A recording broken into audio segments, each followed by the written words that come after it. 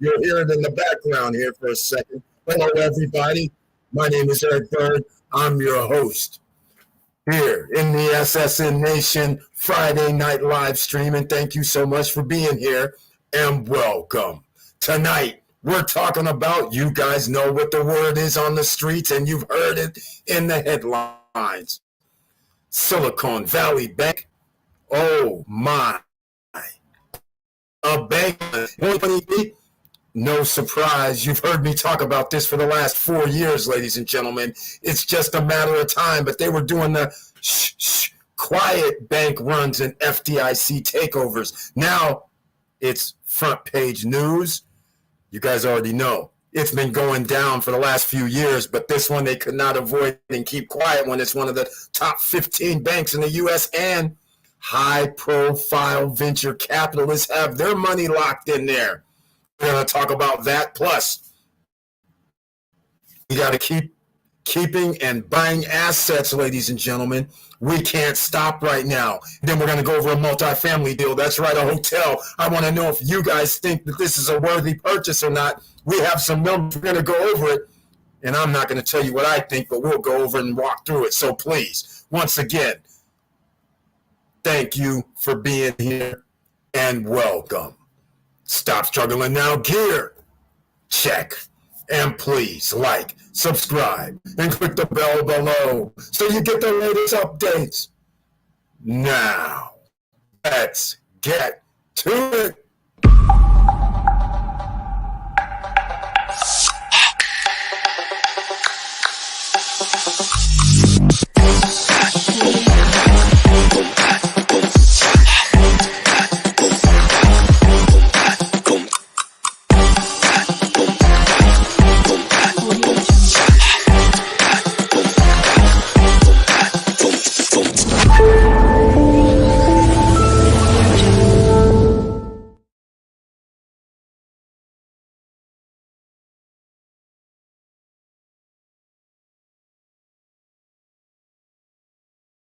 Friday evening. It is greatly appreciated. But please share the videos because you never know who you're going to be able to help and what information can help people. Now, let's get into this as well. If you saw the trailer, if you received the YouTube notification, please let me know tonight. We're going to try and break the record tonight. So please let me know if you received one or both, or if you didn't receive anything at all. That would be helpful. And if you didn't receive anything, that's more the reason why you should go down below in the description at the very bottom, sign up for the newsletter, because I send out information when I upload a video and when we go live. So that way, that's another way that you can get the information, because tonight we got a little bit to talk about. All right, let's get into it. First up in the house, Laverne Penix is here. Welcome to the SSN Nation Friday night live stream. Thank you so much for being in the house. He has an icon next to his name.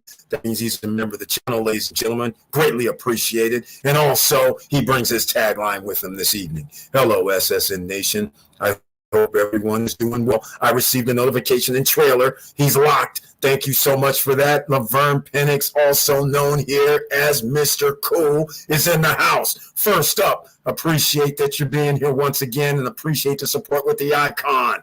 And Professor's in the house. That's right. He's here, the Professor. She has the icon next to her name, and thank you so much for being here in the SSN Nation Friday night live stream. And again, she brings her tagline, good evening, fam, brings it with the heart, with the strength, with the support, and I appreciate that. And thank you again for being here on the Friday Night Live. And who else is that tonight? Silver is here. Welcome to the SSN Nation Friday Night Live stream, and he brings the tagline tonight. Hello, everyone. Hello to you. Very nice to see you once again, Silverman Fox. Appreciate it. Yahweh J is here. Welcome to the SSN Nation Friday Night Live stream, and he brings his tagline. Hello, SSN Nation. Hope everyone is doing well. Yes, that is exactly right. Hope everyone had a great week. Everyone's doing well. And thank you so much again for being here, Yahweh J. Much appreciated. And he says, got the notification and saw the trailer. That's two people, ladies and gentlemen. I love it. Once again, talking about bad sound this evening. This is not good, ladies and gentlemen. Let me know what's happening because Brian P., he's telling me I have bad sound. This is not good. This is not good how happening. But it shouldn't be a problem, but it is. So that just means a few things. And those few things I don't like. Because last time it meant I had some video running in the background. Didn't even realize it. But thank you so much, Brian P. Hopefully this, I know what I had to change as well. So thank you for letting me know. I appreciate that. He's saying bad sound. This is not good. So what I'm going to do is thank you. And I'm glad you're with the icon, your name, Brian P. Appreciate it. And let me know as we continue along because I'm going to have to do something here. Victor Marrero was in the house. And before I welcome Victor Marrero, I'm going to go here in the back office a little bit that you guys can't see. And I'm going to go find out what's going on. I see why we have a little bad. The mic is messed up. So here's what I'm going to do. Let me know. I realize that sound that's happening. I appreciate that. You know what that means? That means we're going to have to go to an early fun in the sun SSN lifestyle type of event. And we'll go right here.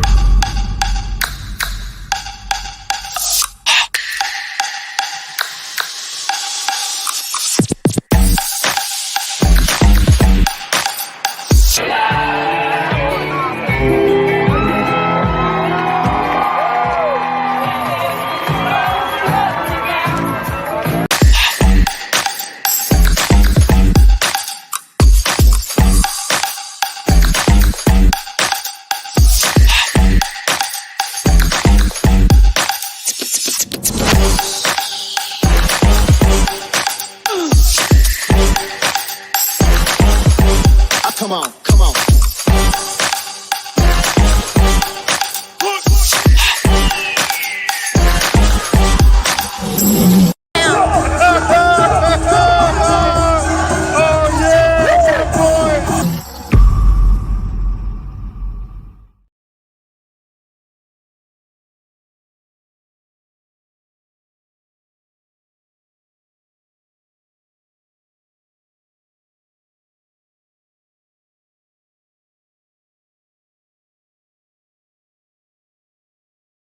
You can't hear me. Now you can. Thank you again, everybody, for letting me know that there was a little problem. I'm about to do something else, so, we'll change.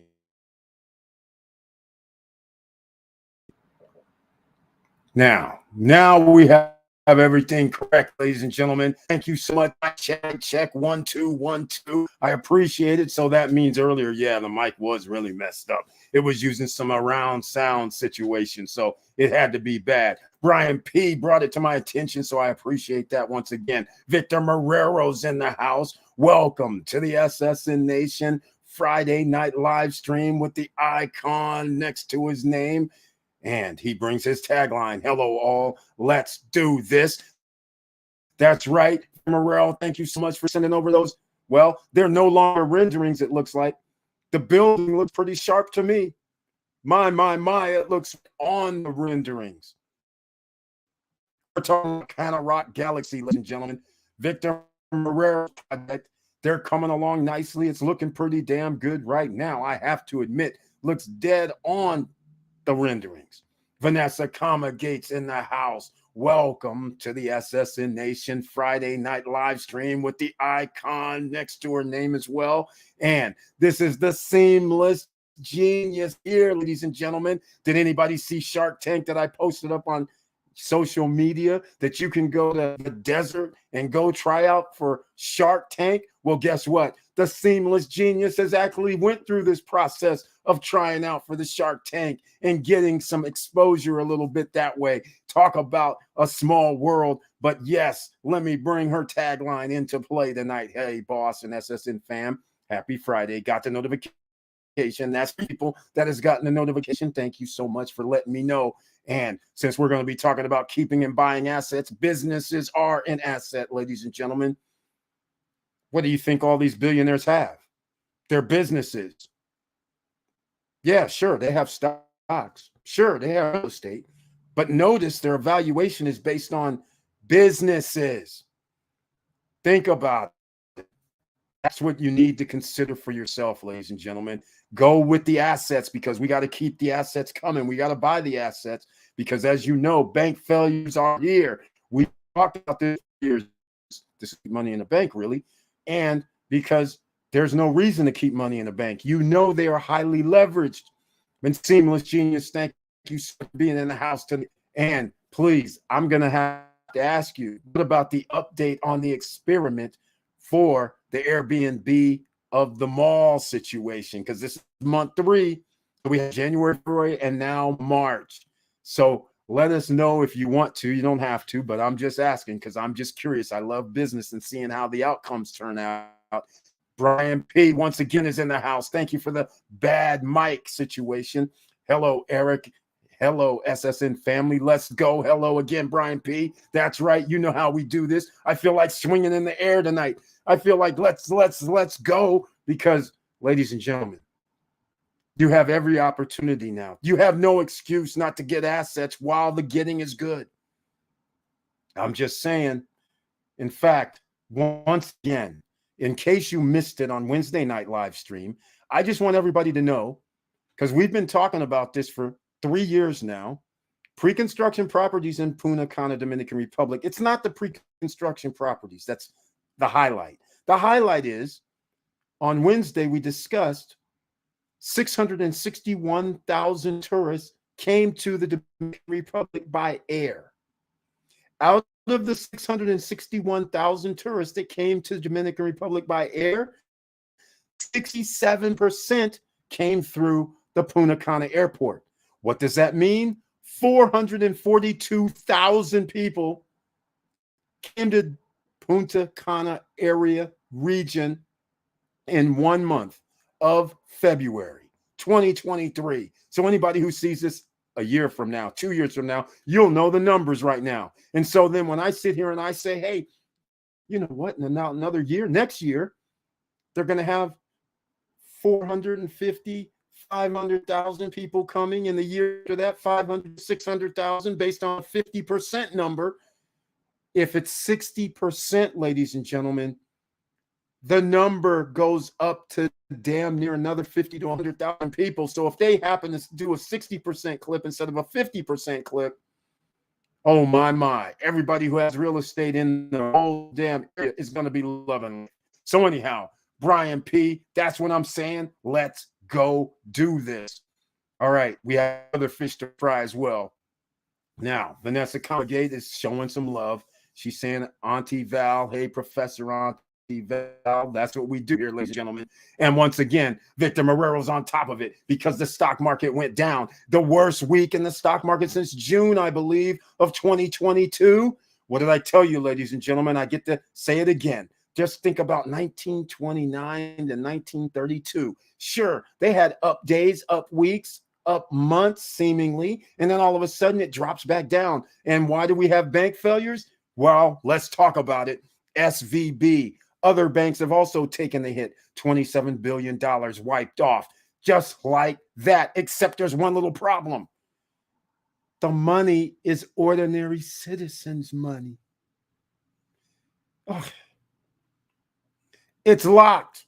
The venture capitalists, they got a lot of their money out on the bank run. Who's left over? You know, the guy that was slaving away, working hard 9 to 5 at his job, and he didn't know nothing about the bank run was going on, so he don't go down and get his money. But the venture capitalists, they're Johnny on the spot. They're like, hey, man, we need to pull our money out. And that made a bank run. Just like that, stock market is a dumpster fire. Okay, is everyone clear now without diversification? It's crystal clear to me. Victor Morel's talking. Speak on it, my man. Exactly. Okay, is everyone clear now about diversification? Everyone here in the SSN Nation better be clear on diversification because that's what we've been talking about for 4 years here. Subtly, yes, at first. Now we've been talking about it because it was passive income. Buy an asset, buy a home at the end of the year, this year, or real estate. We've been talking about this. You've been going through the baby steps. Now you have no excuses. We're here, ladies and gentlemen, and it's in full front of everybody. Okay, we're going to break this up right now. Let's check about it since he talked about it. Okay, she's saying sound isn't very good. So that means I might have to do some more audio settings in the back. So I'm going to switch it to a different setting back here. So oh, this keeps changing on me. That's not good. All right, well, we'll go a different route then. Thank you once again. I see the Seamless Genius talking about we have a bad problem here with this. So I'm going to do it this way then.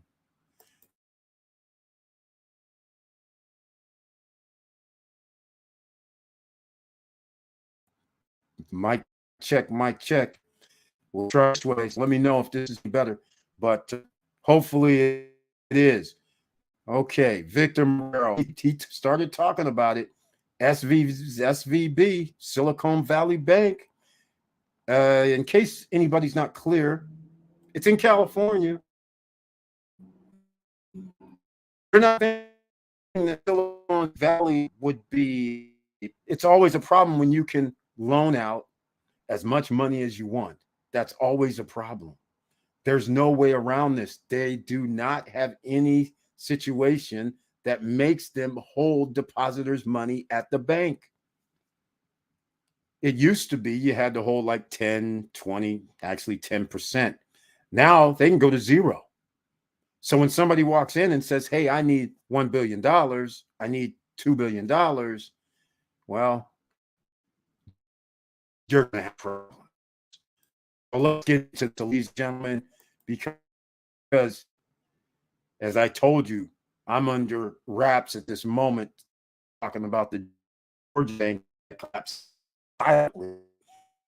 because of all the depositors' money and transferred it to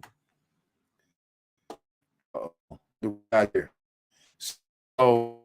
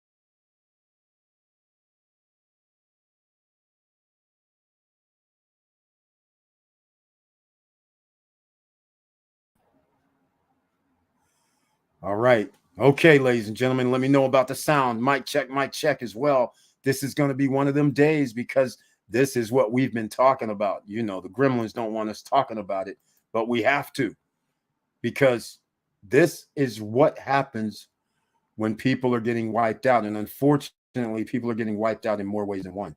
Remember, you're investing. Some of your money is in some of these venture capitalist hedge funds and things like that. And here's how the second biggest bank collapse in U.S. history happened in just 48 hours.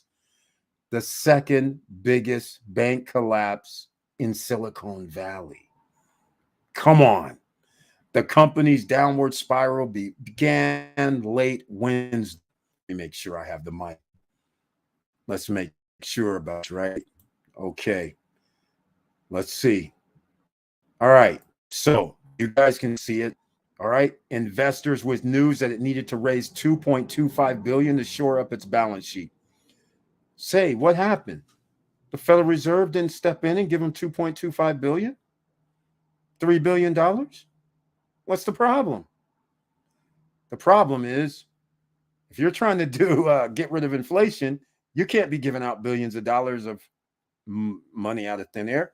All right. This was a hysteria-induced bank run caused by VCs. Here we go. See, this is what I'm talking about. The venture capitalists come in. Ryan Falvey, a fintech investor at Restive Ventures, told CNBC. All told, customers withdrew a staggering 42 billion of deposits, and you guys know they don't have that on hand by the end of Thursday, according to the California regulatory filing. Now, those who remained with SVB face an uncertain timeline for retrieving their money. Like I was saying, FDIC has taken over. Good luck, American citizens of SVB and other banks, other hedge funds. Their money's frozen. You're not going to be able to do any redemptions. There's going to be fallout from this. And they don't care, meaning the government doesn't care. You see how this works, ladies and gentlemen. You're going to be screwed. Not everybody, but a lot of people. And if you are able to get some money, you know what's going to happen. It's going to be pennies on the dollar. All right.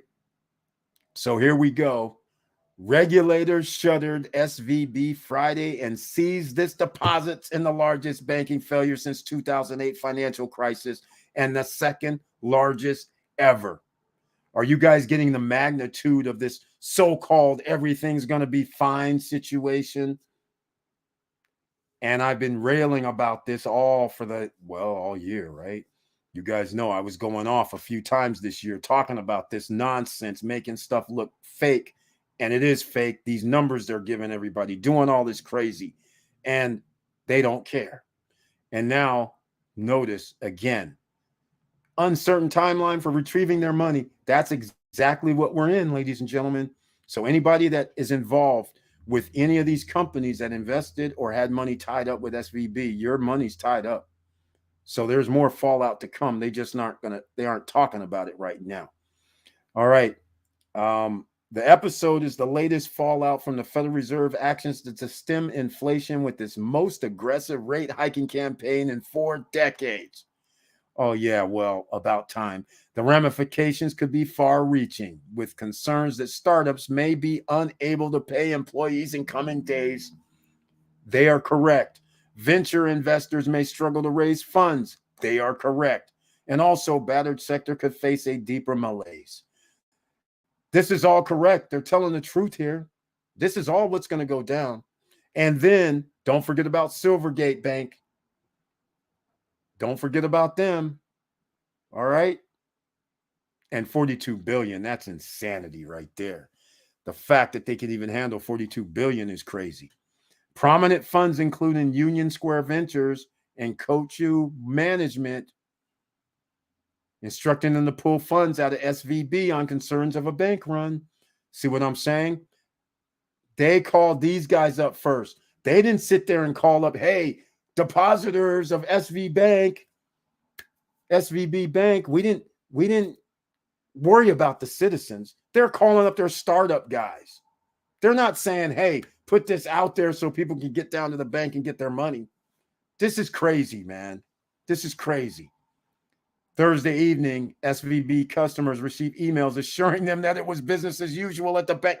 Okay, if your bank sends you a message saying business as usual, that means you need to take your money out like right then and there. ASAP. Go down, withdraw, get your ATM card, go down, start taking money out, doing whatever you can do. Whenever you get a letter like that, it's not good. Banks do not have money. That's the thing. So they can't sit there and say things like this. All right, ladies and gentlemen, let me know what you guys think. Hopefully this mic is working. Hopefully. Mic check, mic check, mic check. This is a good one tonight because this is what we were talking about all year long and all 2-3 years talking about this. Here we are. Yes, I got booted out, ladies and gentlemen, because you know how heated it gets up in here. The mic starts burning up when we have situations like this because I don't really like fake you doing to happen. Did we lose Eric live? Yes, you did for a moment. You didn't see me, Georges. Welcome to the SSN Nation Friday live stream with the icon next to your name and fellow Larimar city owner with the icon next to your name. We're all in the house. Auntie Val responds to Seamless Genius. Yes, ma'am. Victor Marrero says, George's Charles Lee, real estate stocks, high yield ETFs, high yield savings, the whole package. The word street is at the beginning of 2008. And Victor Marrero, exactly. No, Victor Marrero. It's not just 2008. This is the beginning of 1929, 1930. We're in the middle of 1929 and 1930 right now. It's going to get worse because the Federal Reserve, they're sitting here hiking rates. And we've gone over this again, just in case we have some new people here. Make sure you share this video because these are the videos they don't want people to know about. Shh. If you print money and raise interest rates, you are accomplishing nothing. The Federal Reserve has to print money to prop up the economy. It's a catch-22 at this point because they do not have the cojones to stop giving out money. When they do that, the economy free falls. Let's call it what it is. Let's call it what it is, ladies and gentlemen. Study your economics, study your history, because all this stuff they're telling people now is BS. They're lying to you. I'm hearing the same, Victor. Exactly, Professor Antival. You've been hearing it, Professor, for a while. 1929 to 1932 is what I've been saying. And not only that, unfortunately, I've been telling my friends for 20-some years that you live in a third world country, right? And they're like, what are you talking about? Everybody has these nice homes, bathrooms, toilets, refrigerators, electricity generally on for 24/7. Well, at that time, you don't know if your electricity is going to be on 24/7 at this point in era and time. But the point of the matter is everybody's looking around like, man, there's money everywhere. There's no problem. I don't see it. Yeah, there's a recession every now and then. I'm like, okay, you don't understand. You live in a third world country. Infrastructure, bad. Traveling around, bad. Potholes in roads, bad. But generally, it's better than other countries. But is it really? What do you do when 70% of your population doesn't even leave the United States to go around? You don't know any different? All right, enough on the soapbox. I'm hearing the same, Victor. Yes, it's 1929 to 1932 is my point. I've always been saying this for the last year. I'm just sitting back watching Brian P. do the 5. All right. So this is why some of us, we had to start thinking out the box, like when Boogie Gopher Club came up. We got to buy some assets. We got to take a little risk.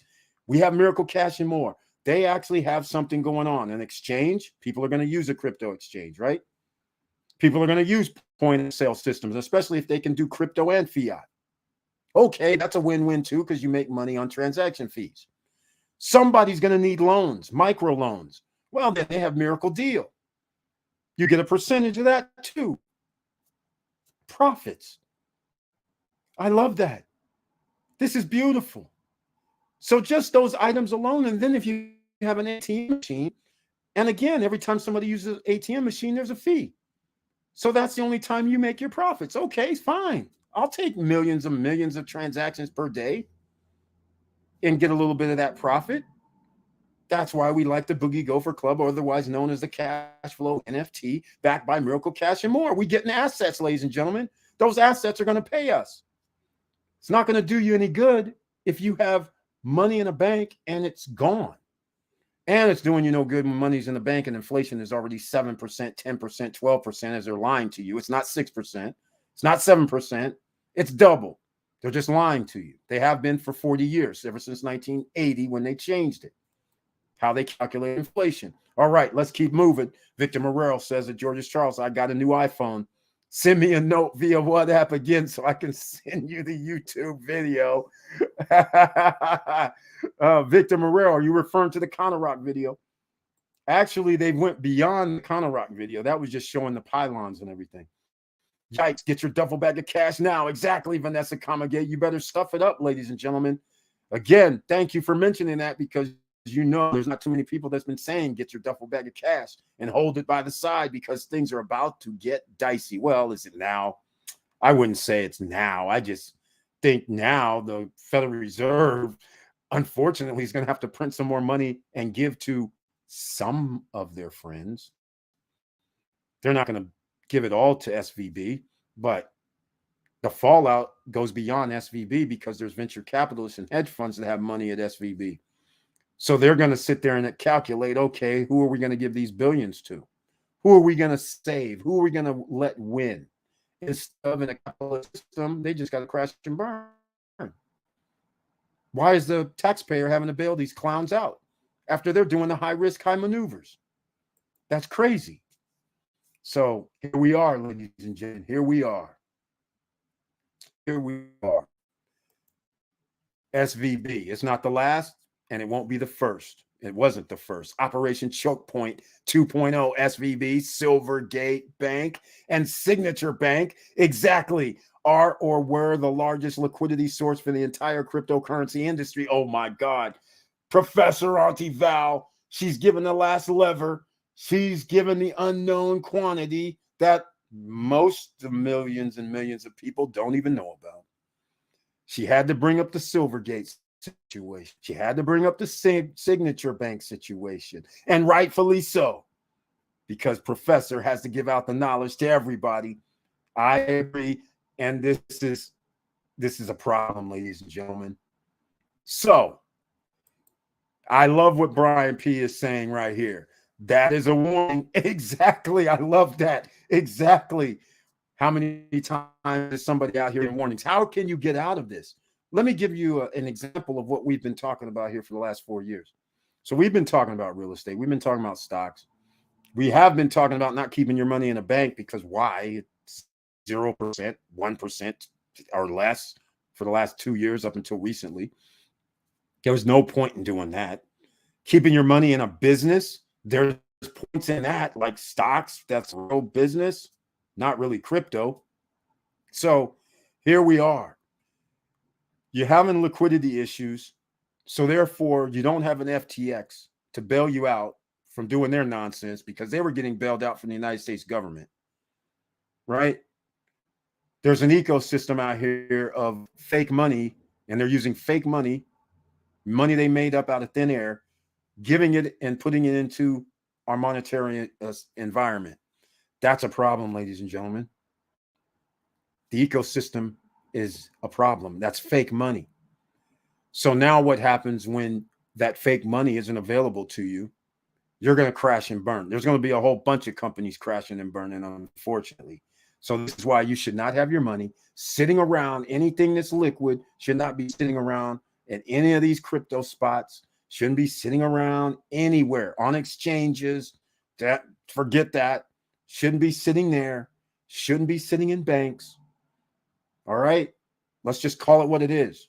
This is 1929 and 1932. In case you're new here, please smash that like button because we're about to get into a lot more of this and down below in the chat room. If you have a comment, please use it because this is the No Guru Zone. And we have people here that are very knowledgeable. And as I always say, I don't know everything because you're always learning. So somebody else might be able to help you with that question and answer series. Professor Auntie Val, most definitely. Real estate sharks are paying attention. We've been talking about stuff in our duffel bags of cash. It will be a shark fest. Exactly. It's going to be a shark fest. And a lot of people keep thinking this. They kept saying all last year, oh, don't worry about the real estate market because the venture capitalist guys, they're going to buy all the real estate. The hedge funds, they're going to buy up all the real estate. And what did I say? Go do it, please. Get on it.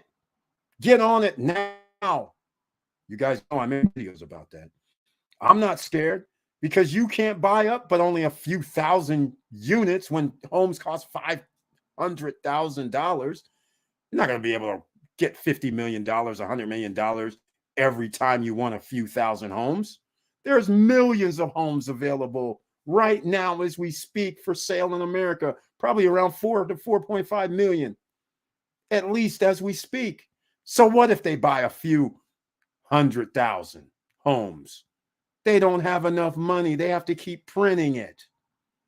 And then what happens when home prices go down like they are doing after they bought at a higher price?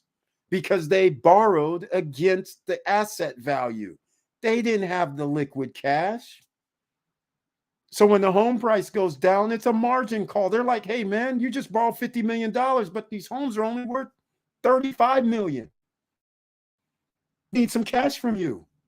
This is too risky. You see what I'm saying, ladies and gentlemen? It's an ecosystem out here. And people think that it's just like, oh, yeah, just out of thin air, they're just going to buy a few million homes. No, they're going to try. But unfortunately, they're going to go down. That's why I wanted them to buy. That's because if we have a situation like this here with SVB, they're holding some paper for real estate. They're holding paper for some crypto. And so if they have to go buy, those homes got to go bye-bye. Home prices go down, which helps who? Ordinary citizens. You have one last shot, ladies and gentlemen. This is all going according to plan as far as I can tell. And Victor Moreau's right. We've been talking about this for 3 years. All right. In 48 hours, Curtis Davis is in the house. Welcome to the SSN Nation Friday night live stream. He has the icon next to his name as well. And also, he's known as Chili Davis in these streets because he's got his own YouTube channel. But in the SSN Nation, he's also known as Mr. Financial. And he says, yes, in 48 hours, billions of dollars lost. Exactly. Imagine that. Imagine that. That is crazy, right? Billions with a B. Silvergate Bank crash, SVB crash after hiking rates by Federal Reserve. And again, these little baby hikes, 0.25. Damn, really? Seriously? What would have happened if these guys really did 0.5, 0.75 like they're supposed to? If you think things are bad, it's going to get a lot worse because they have no recourse. Federal Reserve, like I keep telling everybody, they're clowns out here. Letting people to believe on stage they somehow hire people and they can get more employment. Last I checked, they're not even a federal agency, let alone being able to get jobs done. But yet, Mr. Powell's on the stage talking about we'll get jobs going. Excuse me, sorry, doesn't work like that. All you clowns can do is raise interest rates and lower interest rates and let people borrow. That's it. And you're letting people borrow, that increases inflation. And then wonder why inflation went up. Come on, stop playing. You're out here playing with people's lives out here. All right. In fact, that's why I started the channel, because of what they're doing, ladies and gentlemen. Curtis Davis says the housing market next. Shoe to fall. Exactly. Where's my 50%? Mr. Powell, you've been doing a great job. I got credit, man. I'm going to have to give you guys credit. You've almost pulled this off. It's not over yet. You might be able to pull it off still. You've done one hell of a job with this balancing act. You're trying to do loan money, easing, meanwhile raising interest rates and thinking somehow you're going to be able to balance the teeter-totter. Well, I just don't know how you're going to do it, but you've been doing one hell of a job so far. I got to give you credit with that. But we all know that's not how this works. We've done economics, my man. This isn't how it works. Where's Mr. Friedman when I can find him? Okay. I won't get into this anymore. Waiting on that real estate fall. Exactly, Vanessa Comagate. Or what real estate fall?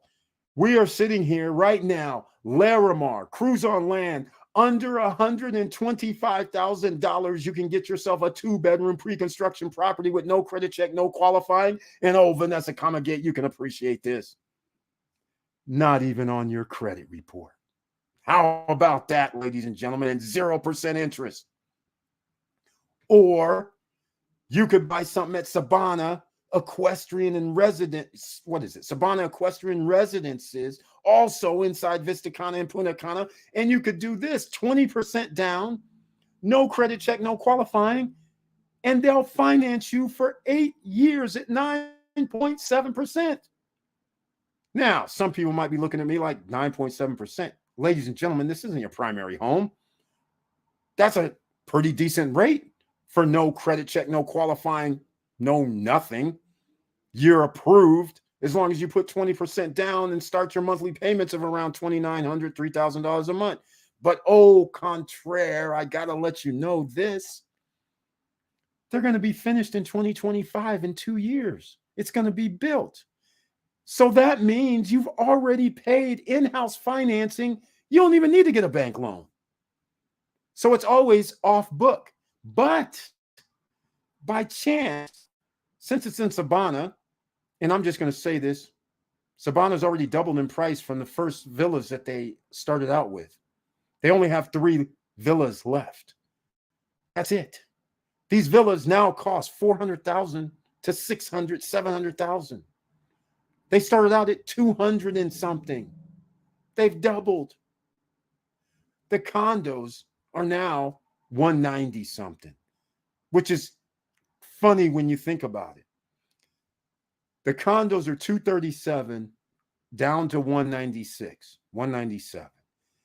Their original villa started out on 230, 220, something like that. That's what's so funny about this. But this little situation, let's get to the numbers, shall we? This isn't the multifamily deal that I'm going to talk about. Okay? This isn't the multifamily deal. We're going to bring that up in a second. All right? I want to know if this is going to be a good deal for you to buy. But this right here is incredible because at 3 years from now, if you do that deal at Sabana to buy your condo, you will be able to refinance 3 years from now below 9.7 and be able to extend it past the 5 years that you'll have left if you want to. So how about being able to do a 6.5%, but then have 15 years to pay it back? That means your payments are going to be under $1,000 a month. And your property is going to be worth double, which now means you actually have asset money to go out here and buy some more assets that pay you using other people's money. Be like the big boys. You guys know how to do it. You've been taught. If you've been listening, you know how to do it. All right, let's go. Here we go. Mr. Financial chiming in says the delicate infrastructure on pins and needles. That's right. A thin line based on pump and fake money, mismanagement of rates. Exactly. Exactly. We were talking about this. In fact, it was a year and a half ago in 2021, December, when they did nothing. And I was going on a rant then about, can you believe they didn't raise the interest rates? What is going on? And they delayed it another 60 to 90 days. That was crazy right there. That was crazy. All right, Vanessa, welcome back from Chili Davis, Mr. Financial, Curtis Davis. Inflation out of control, 10% plus, services up, food up, rent up. It's all up. Nowhere to hide, ladies and gentlemen. And now, guess what? We're in the month of March. Month of April, month of May. You know what this means. Gas prices start rising because summertime, kids are out of school, families travel. What do you think is going to happen with airlines? And what do you think is going to happen with gas prices? That means transportation costs go up, your cost of living goes up. Unfortunate, that means you need extra income coming in. Gosh, I can't imagine the businesses that couldn't meet payroll. Oh, yes, Vanessa Comagate. Oh, my God. Yes, that SVB, Silvergate, all these guys, they're holding startup money, payrolls. Yes, it's going to be some bad stuff. And just think about this. This is also in an area of the country, and most of these people are well off. So they're doing 6 figures annually, whether it's 120, 150, 180, 240, 250, 300. But when your money gets all cut off and you don't have anything coming in, all of a sudden things start being like, wait a minute, I have this amount. I'm paying, $8,000 a month for a house. I'm paying $3,000, $4,000 for these cars. I have credit card debt of $50,000 to $100,000. All of a sudden, things start tightening up, and you're going to have fallout all over the place from this. Exactly. Payrolls will not be met. And that's why they were trying to stave it off on Thursday by sending information out saying, no, we're going to be fine, because payroll was today. And it got done last night. So that's one of their little ploys that they, use. Thanks, Chili Davis from Vanessa Comagate. All right. Victor Marrero, Auntie Val, that's a big oh damn. We're getting hit from all angles. Scary times. We need to have some of our crypto wallets just in case. Exactly, Victor Marrero. 100%. 110%. Don't keep your money with these guys. I have all my crypto in cold storage. Exactly, Professor Auntie Val. I only move it to trade or stake on chain. No third party for until the bull market returns. Very solid advice from the professor, ladies and gentlemen. I did say some. So thank you so much for clarifying that. All should be in cold wallet, ladies and gentlemen. Don't leave anything out there so somebody could take it. Jawway J. Eric, Sabana was even willing to do 10% down and finance 90%. Yes, Jawway J. I know all about it. Ladies and gentlemen, can you believe this? I just could not believe this. Remember when we start talking about your contracts and your agreements that you can make with some of these pre-construction, like the Laramars, the Cruise on Lands, and every other pre-construction, you could actually ask. Sabana was going to do 10% down, 90% over the next 8 years at 5.7%. The payments come out to $2,980 per month. I understand that's a lot of money. Yes, it is. $3,000 per month, 10% down for the condo, the most expensive. No, it was the 2-bedroom with the tower. So that's $227,000.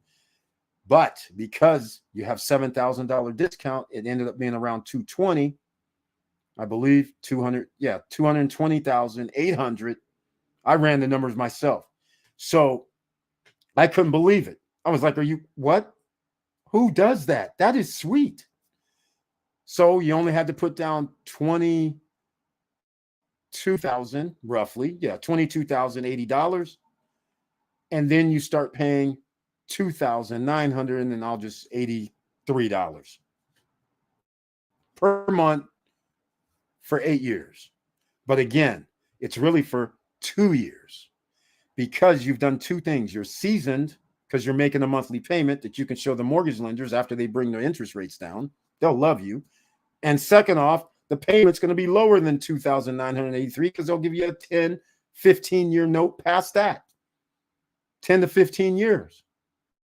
And all you're going to owe is, I haven't actually ran that number, but it has to be around 160 or something. And your property is going to be worth 3 something, 50%. So 160 at around 10 to 15 years, that means you're only going to have a payment of around $1,000 a month. I'm just saying. Meanwhile, you're renting it out at premium numbers, $200, $250, $300 per night. All right. I'm just saying. Exactly. I appreciate that, Jawway J, because that's what's happening. Beautiful plan. I have to give them credit. I can't believe they couldn't do that. Eric, the financing on Sabana for, say, type B would end up costing you about $87K.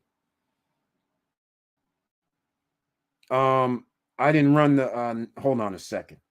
In fact, you guys know how I love to do this. Let's see if we can get this on screen. Yeah, you guys know Google Calculator.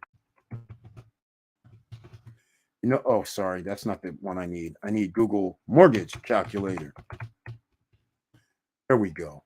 All right, Google Mortgage Calculator, ladies and gentlemen. Let's do it. We're gonna go. Here's what he's talking about. So, oh, that's right. We can't do it that way. Never mind. I can't do it because this only goes down to 10 years. But we'll just do something like this. I'll just do it this way. This is 220. 080. This is going to be off, but here it is right here. In 10 years' time, see, you're still on about the same. It's 28.72 if you do 10 years. It's 29.83. It's about $110 more when you slice this down to 8 years. But notice this is what he's referring to. That's $344,000. If you did 10 years, you got to pay an extra $124,000 because it's 9.7. This is why you want to get this down in 2 years, when they get this thing built, interest rates will have come down. I predict somewhere like 6.7, 6.5. At that point in time, you have 24 monthly payments, and you would have put in, what would we have put in? We'd have put in like 24,000. So we'd owe like 190, let's call it, somewhere in there. Oops. So we'll be in the 2000s still. Low 21. So you go from 29 to 21. That's $800 a month savings. I think you should take that. Closer to 2,000 versus 3,000 is good, but money is going to be cheaper later on. All right. So that's the little gist of the situation. And he's right. Type B was 87,000. And he's right. At 8 years, it would have been lower. But the point is, that's a lot. That's why you don't want to do the full 8 years for the 9.7. You want to do 2 years for the 9.7.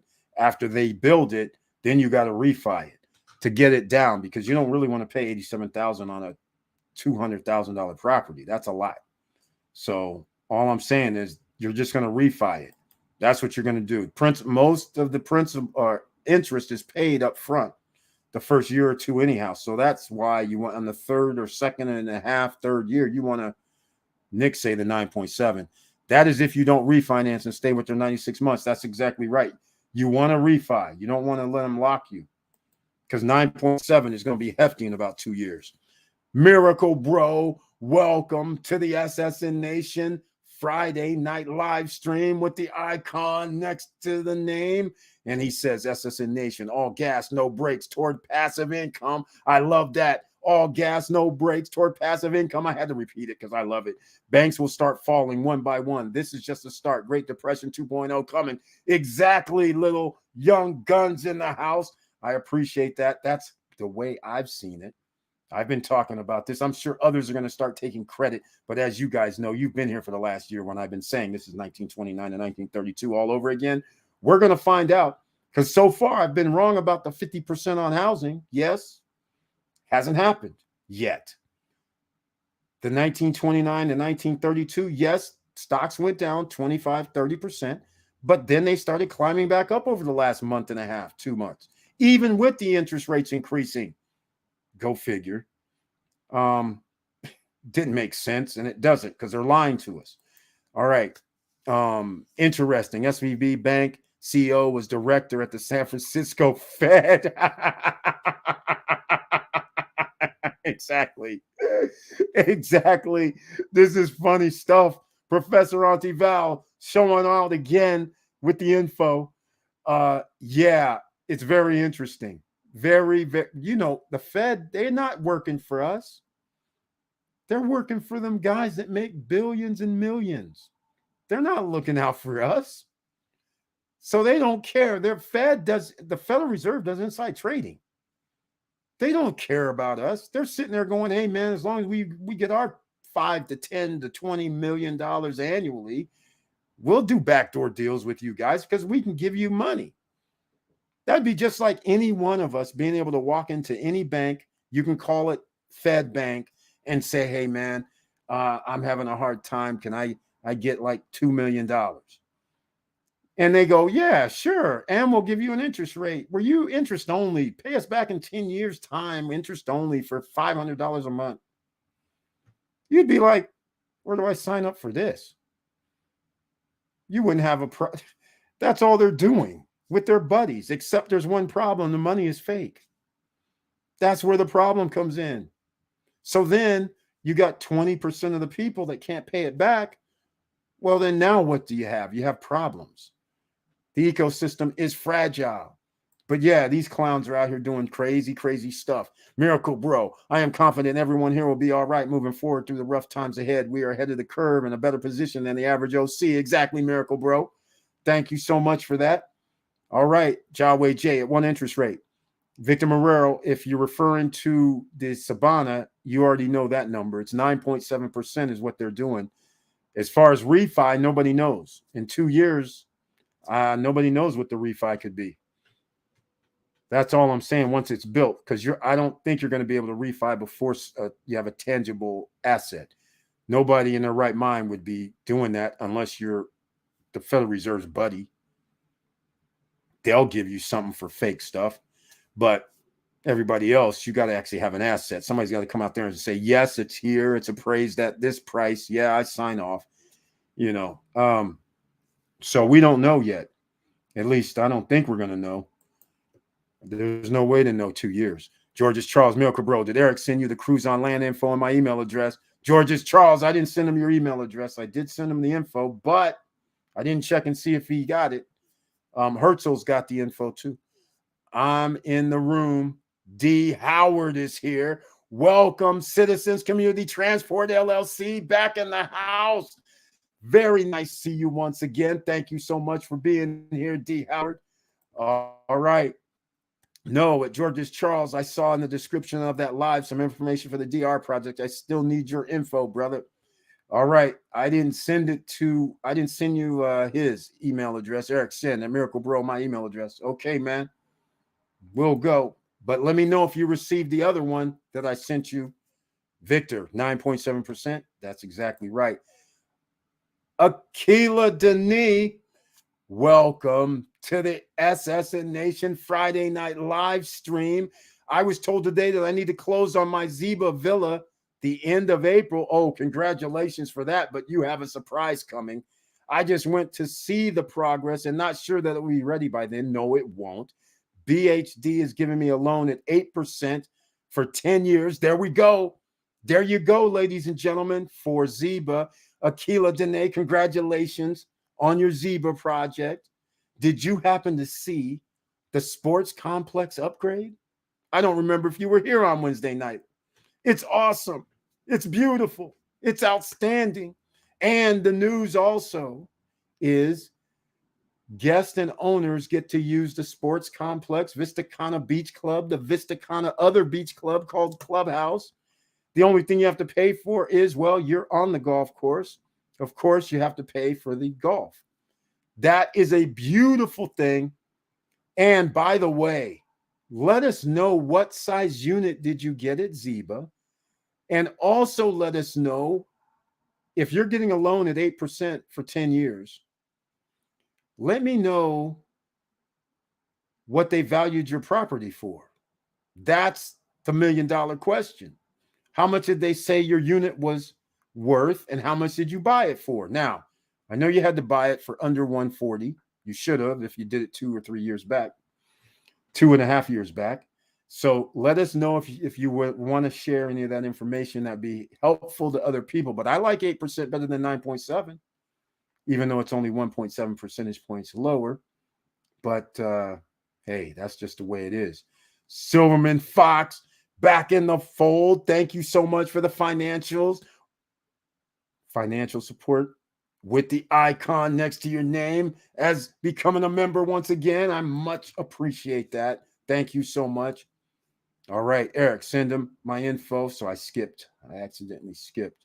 So Akila Denis, please let me know if you want to share. At Akila Denis, what kind of unit you got in Ziba? How much? Did they charge you extra? Not yet. She hasn't closed, and I don't think they're going to be ready in April. That's next month. There's no way they're going to do that. Silverman Fox, hello. I want to know if I can use Anytime Postal for my virtual office. I know you guys said to use Opus or Regis. However, I have 3 LLCs. I don't want to pay $100 each. All I will pay to Anytime is $10. Okay, Silverman Fox, you can do whatever you want, but there's a difference. So I'm not familiar with Anytime. If Anytime does not have offices and all they are is a UPS center or a postal annex center, it's up to you. If that's what you want to use for your business, then fine. But that kind of locks you out of submitting your information and because it's not at a commercial address, so to speak. There is no building. There is no receptionist. There are no offices. So I'm pretty sure at $10 per month, that's going to be a postal center. And so if you're trying to ultimately get business funding or any type of financing, you're going to be out of luck. Just saying. And if that's not your thing and all you need is an LLC and all you want is a location that's not at your house and it's costing $10 per month, that's fine. but I'm pretty sure they don't have somebody answering the phone. It's a tax write-off. Somebody answering the phone like at Opus. I'm pretty sure they're not going to have a commercial office space where if somebody comes to town or you have a business meeting, you can go there and rent the office space for $20, $25, $30 for your hour. I'm pretty sure they're not going to give you a business phone number, a business fax number, and I'm pretty sure they're not going to report your business credit for paying monthly. Those are the things Opus Virtual Office does, and a few other things as well. So you can use whoever you want. It all depends on what you're trying to do. If it's just to have an office somewhere and collect mail and not be your primary residence, highly suggested, then anytime's fine. But again, if you're going to try to do things beyond that, it's not going to wash because they're going to go, wait, this is a postal center, so we can't give you funding, loans, and things like that. Victor Morrell, I would exhaust all my lending options in the USA if you're thinking about a loan in the DR. The interest rate hike is a worldwide madness. I am leaning on paying cash when I close next year. Victor Morrell, I don't think you're going to have to worry next year. So again, we're going to do something right here. Here, I'm going to do this. I'm going to show something because Victor Morrell brings something up. So right now, she's getting 8%. 2 years from now, it's not going to be 8%. I put in 6.5% last time. Okay. I put in that last time. So I'm going to do this because I'm going to use a number. And I'm going to put in this number right here. If people can see the screen, you can see it. Here's what we got. This will be what we're going to be working with. So we're going to be working with the $1,306. So if you do 115,000 at 156, that is kind of hefty. $40,000 in interest over, well, it's 10 years. So the question though comes, what can you do with the other 115? Well, see, therein lies the $1 million question, except is it really a question? Because at 115, you can go right now and go get yourself another asset that's going to pay you. And so that other asset that's going to pay you could pay the 1306. So is it worth it? Either way you go, I think you're going to win. But paying cash of this magnitude, I would rather not have to give the extra 40 G's, but over 10 years, that's $4,000 per year, right? So $400 per month is what you're paying for the 115, or are you going to turn around and just say, okay, let me put the 115 in something that's going to give me like 10% annually, like JEPI, 12%. So actually, you could just withdraw it every month and just pay this back. But there's 3 or 4 different ways you can go when you have this type of, when you're going to use this type of money to pay something off. You will know when the time comes. 2 years from now, hell, the way they're going to have to decrease interest rates, this thing could go like 5.5 international in the US, which then it just brings it down a little. You're doing 35,000 over 10 years, 350 a month. So it's kind of pricey, it appears, but nonetheless, that's money's going to be cheaper. So it's going to be whichever way you feel comfortable is basically where this is going to go down, Victor Morrell. It's going to go down. All right. Here we go. They have an office building. Okay. Again, that's great. That's great. Well, where's your phone? Are they answering phones there for you? Does that, no, $10 a month can't include that. Business phone number. Here we go. Oh, she got the villa for $148,800, ladies and gentlemen. Congratulations. That was one hell of a deal back then. 3-bedroom villa at Zeba, $148,800. And again, let us know how much it's worth now, because since they're going to give you 8% at, wait a minute, let me think correctly. You put down 10% down, 30% during construction. So or I mean 20. So that's 30%. So what is that? 50,000 roughly. So you owe like 100,000. Are they saying it's worth like 225, 200? What are they saying? Because if it is worth 200, then you have a 20, what is that? A 30%? Nope, under. It's even less. Is that 25%? Yeah, 25% loan to value. That is pretty sweet. I gotta say, congratulations. Maybe she'll share some more information.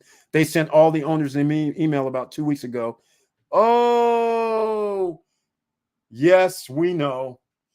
They sent all the owners an email about 2 weeks ago that construction costs went up 40% and that all owners will be assessed an extra 15%. Yes, Akila Denis.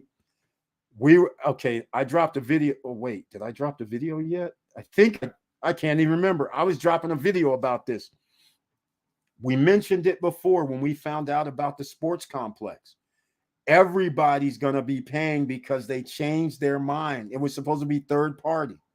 They all of a sudden said, no, we're managing it. Vistacana is going to have a management company for everybody that has property there. You don't have to use them, but they have it.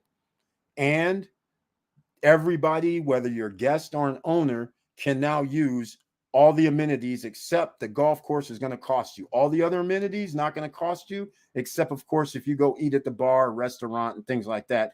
And the fishing club, that costs to be part of the fishing club. And whatever other clubs they have, like a tennis club or an equestrian club or whatever, soccer club, I don't know. All that's going to be extra, but using the soccer field, free. Pickleball courts, included. Sports, bar, and restaurant at the sports complex, included, but you got to go eat, you got to pay for it. This is a beautiful thing, but somebody's got to pay for it, so guess what? You're not the only ones. Panorama just got their message. 18%. No, I didn't drop that video yet because I was actually going to show the letter. Panorama Garden, Panorama Park, 18% increase. And this just goes when we're buying assets. Again, if you're buying something in Punta Cana, we talked about this before. Johan's the man. Johan Confidante's the man. But since he's the man, he's highly demanded. And the problem is he charges more now because he is highly in demand. I'm just saying. So we have to go through potentially somebody else because he's a very busy man. But that's why you need your lawyer when you're negotiating these deals to make sure that you try to get your deal locked in where on the back end it says if any increase, it's a cap or there's no increase. Well, first go for no increase at all.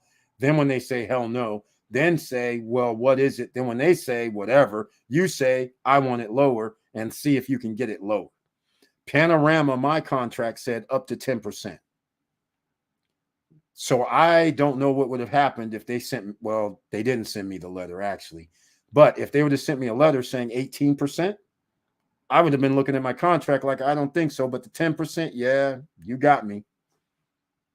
But that's the question right there. So whenever you buy these pre-constructions, Larimar, in their contract, it says no additional costs. It's not even a inflationary index. Cruise on land, there's an inflation index on theirs. I don't know how to calculate it because it's based on Dominican Republic and they're using 2.5%, and it's based on the Dominican Republic inflation rate, and there's a fluctuation.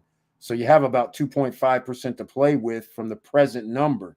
So that's a good thing. If it's 6%, you can go up to 8.5, but I don't know how they calculate it though, quite frankly.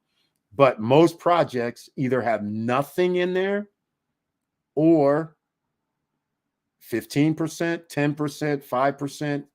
The weird part is Panorama Lake only did 6%, but that was before this latest development over the last week, 2 weeks, about finding out the Vistacana Beach Club and all that's included, no additional costs, like they were saying. So all the owners are going to have increases. Guarantee it. No surprise here. Sorry to hear about, but let's call it what it is. Again, Akila Dene, what did they? Here we go. Here we go. Just what I was talking about. Akila Dene did a great job, but I was smart and my contract only said they can only go up to 5%.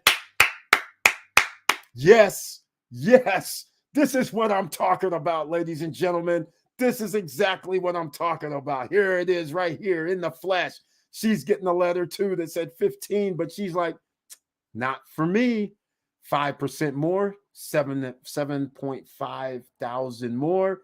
Instead of 148, she's going to pay 155. Her fellow 3-bedroom villa owners who did not get a contract saying 5%, 15%, well, that's a little bit different. That's like $22,000 more. So they're going to have to end up paying damn near 170. They are going to pay 170. She's paying 155. They're paying 170. Beautiful work, Akila Dene. Beautiful work. All right.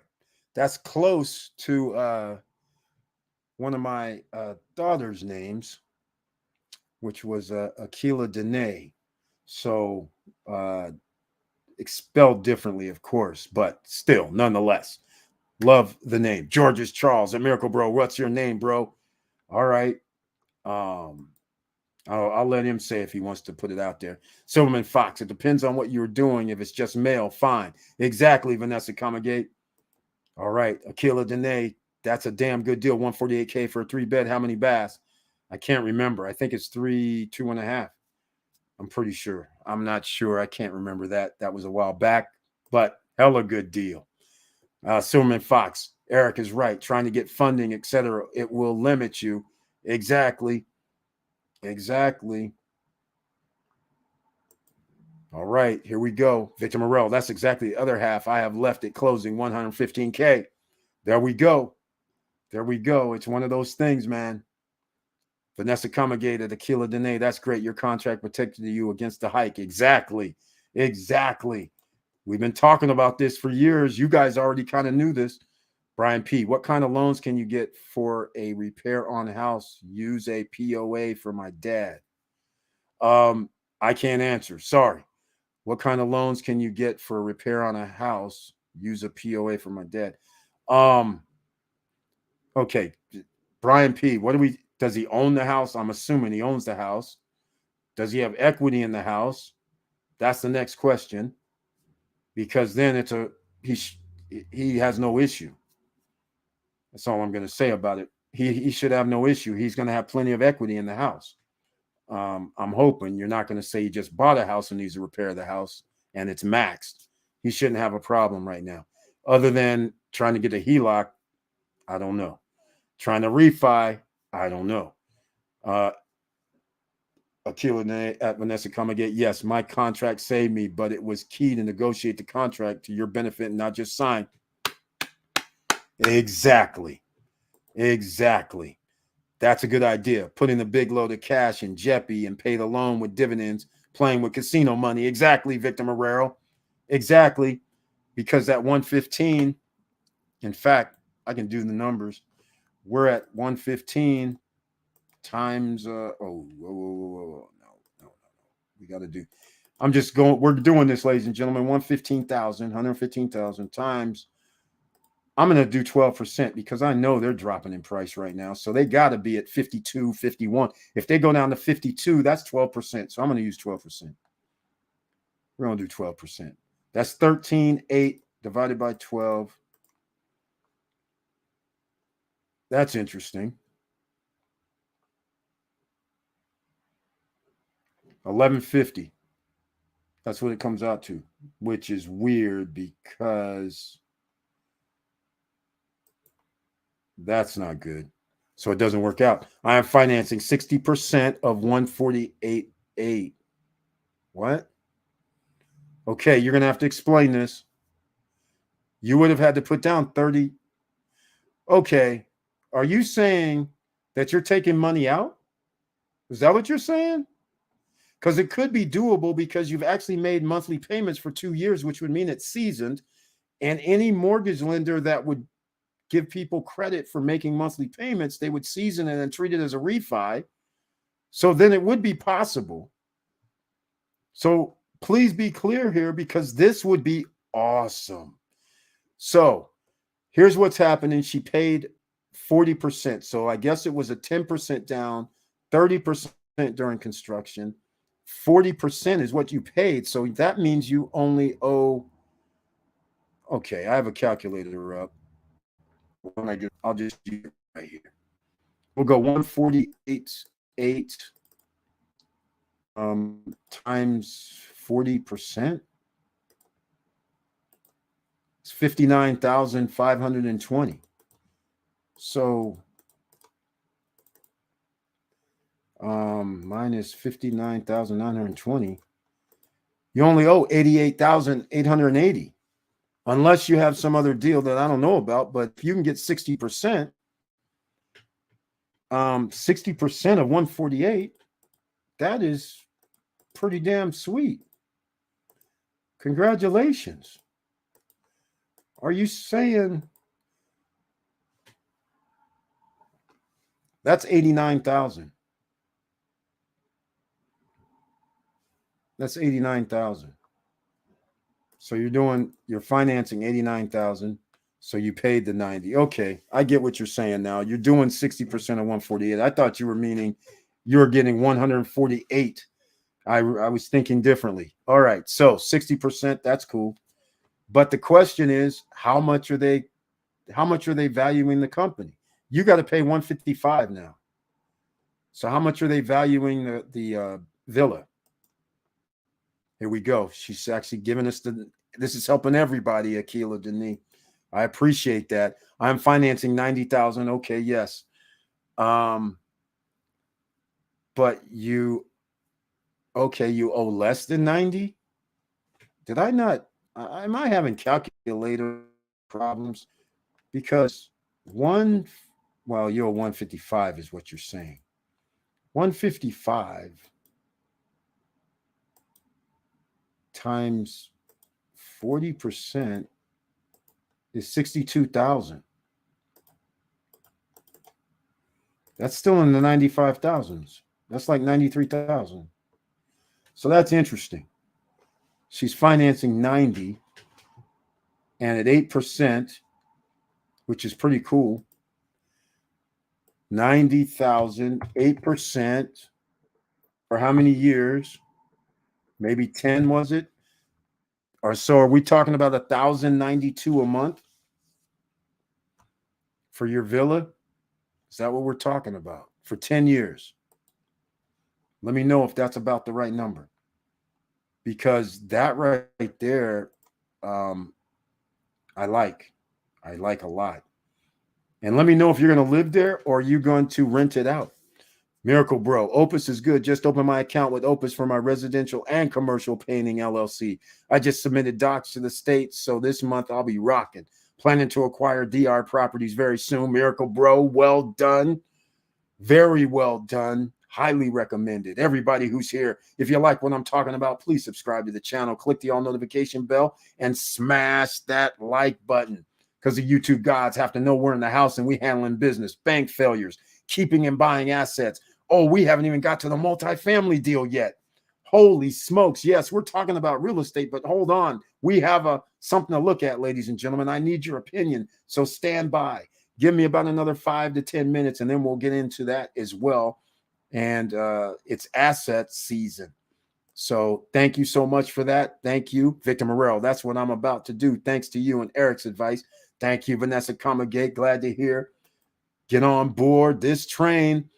Any advice from the SSN family for things to do after opening a new LLC to point me in the right direction is appreciated. Yeah. Okay, so you did go do your Dun & Bradstreet. You did go dnb.com, right? Go to dnb.com. Second thing you want to do is, in fact, I'm going to give you some things to think about. And other people are going to chime in as well to help you out. But remember, you have a phone number that you picked out, I'm pretty sure. Don't forget that. You have a phone number and a fax machine already, so you have that. And so therefore you go to D&B, make sure you have that. You have your EIN number, I trust. I'm pretty sure you know about that.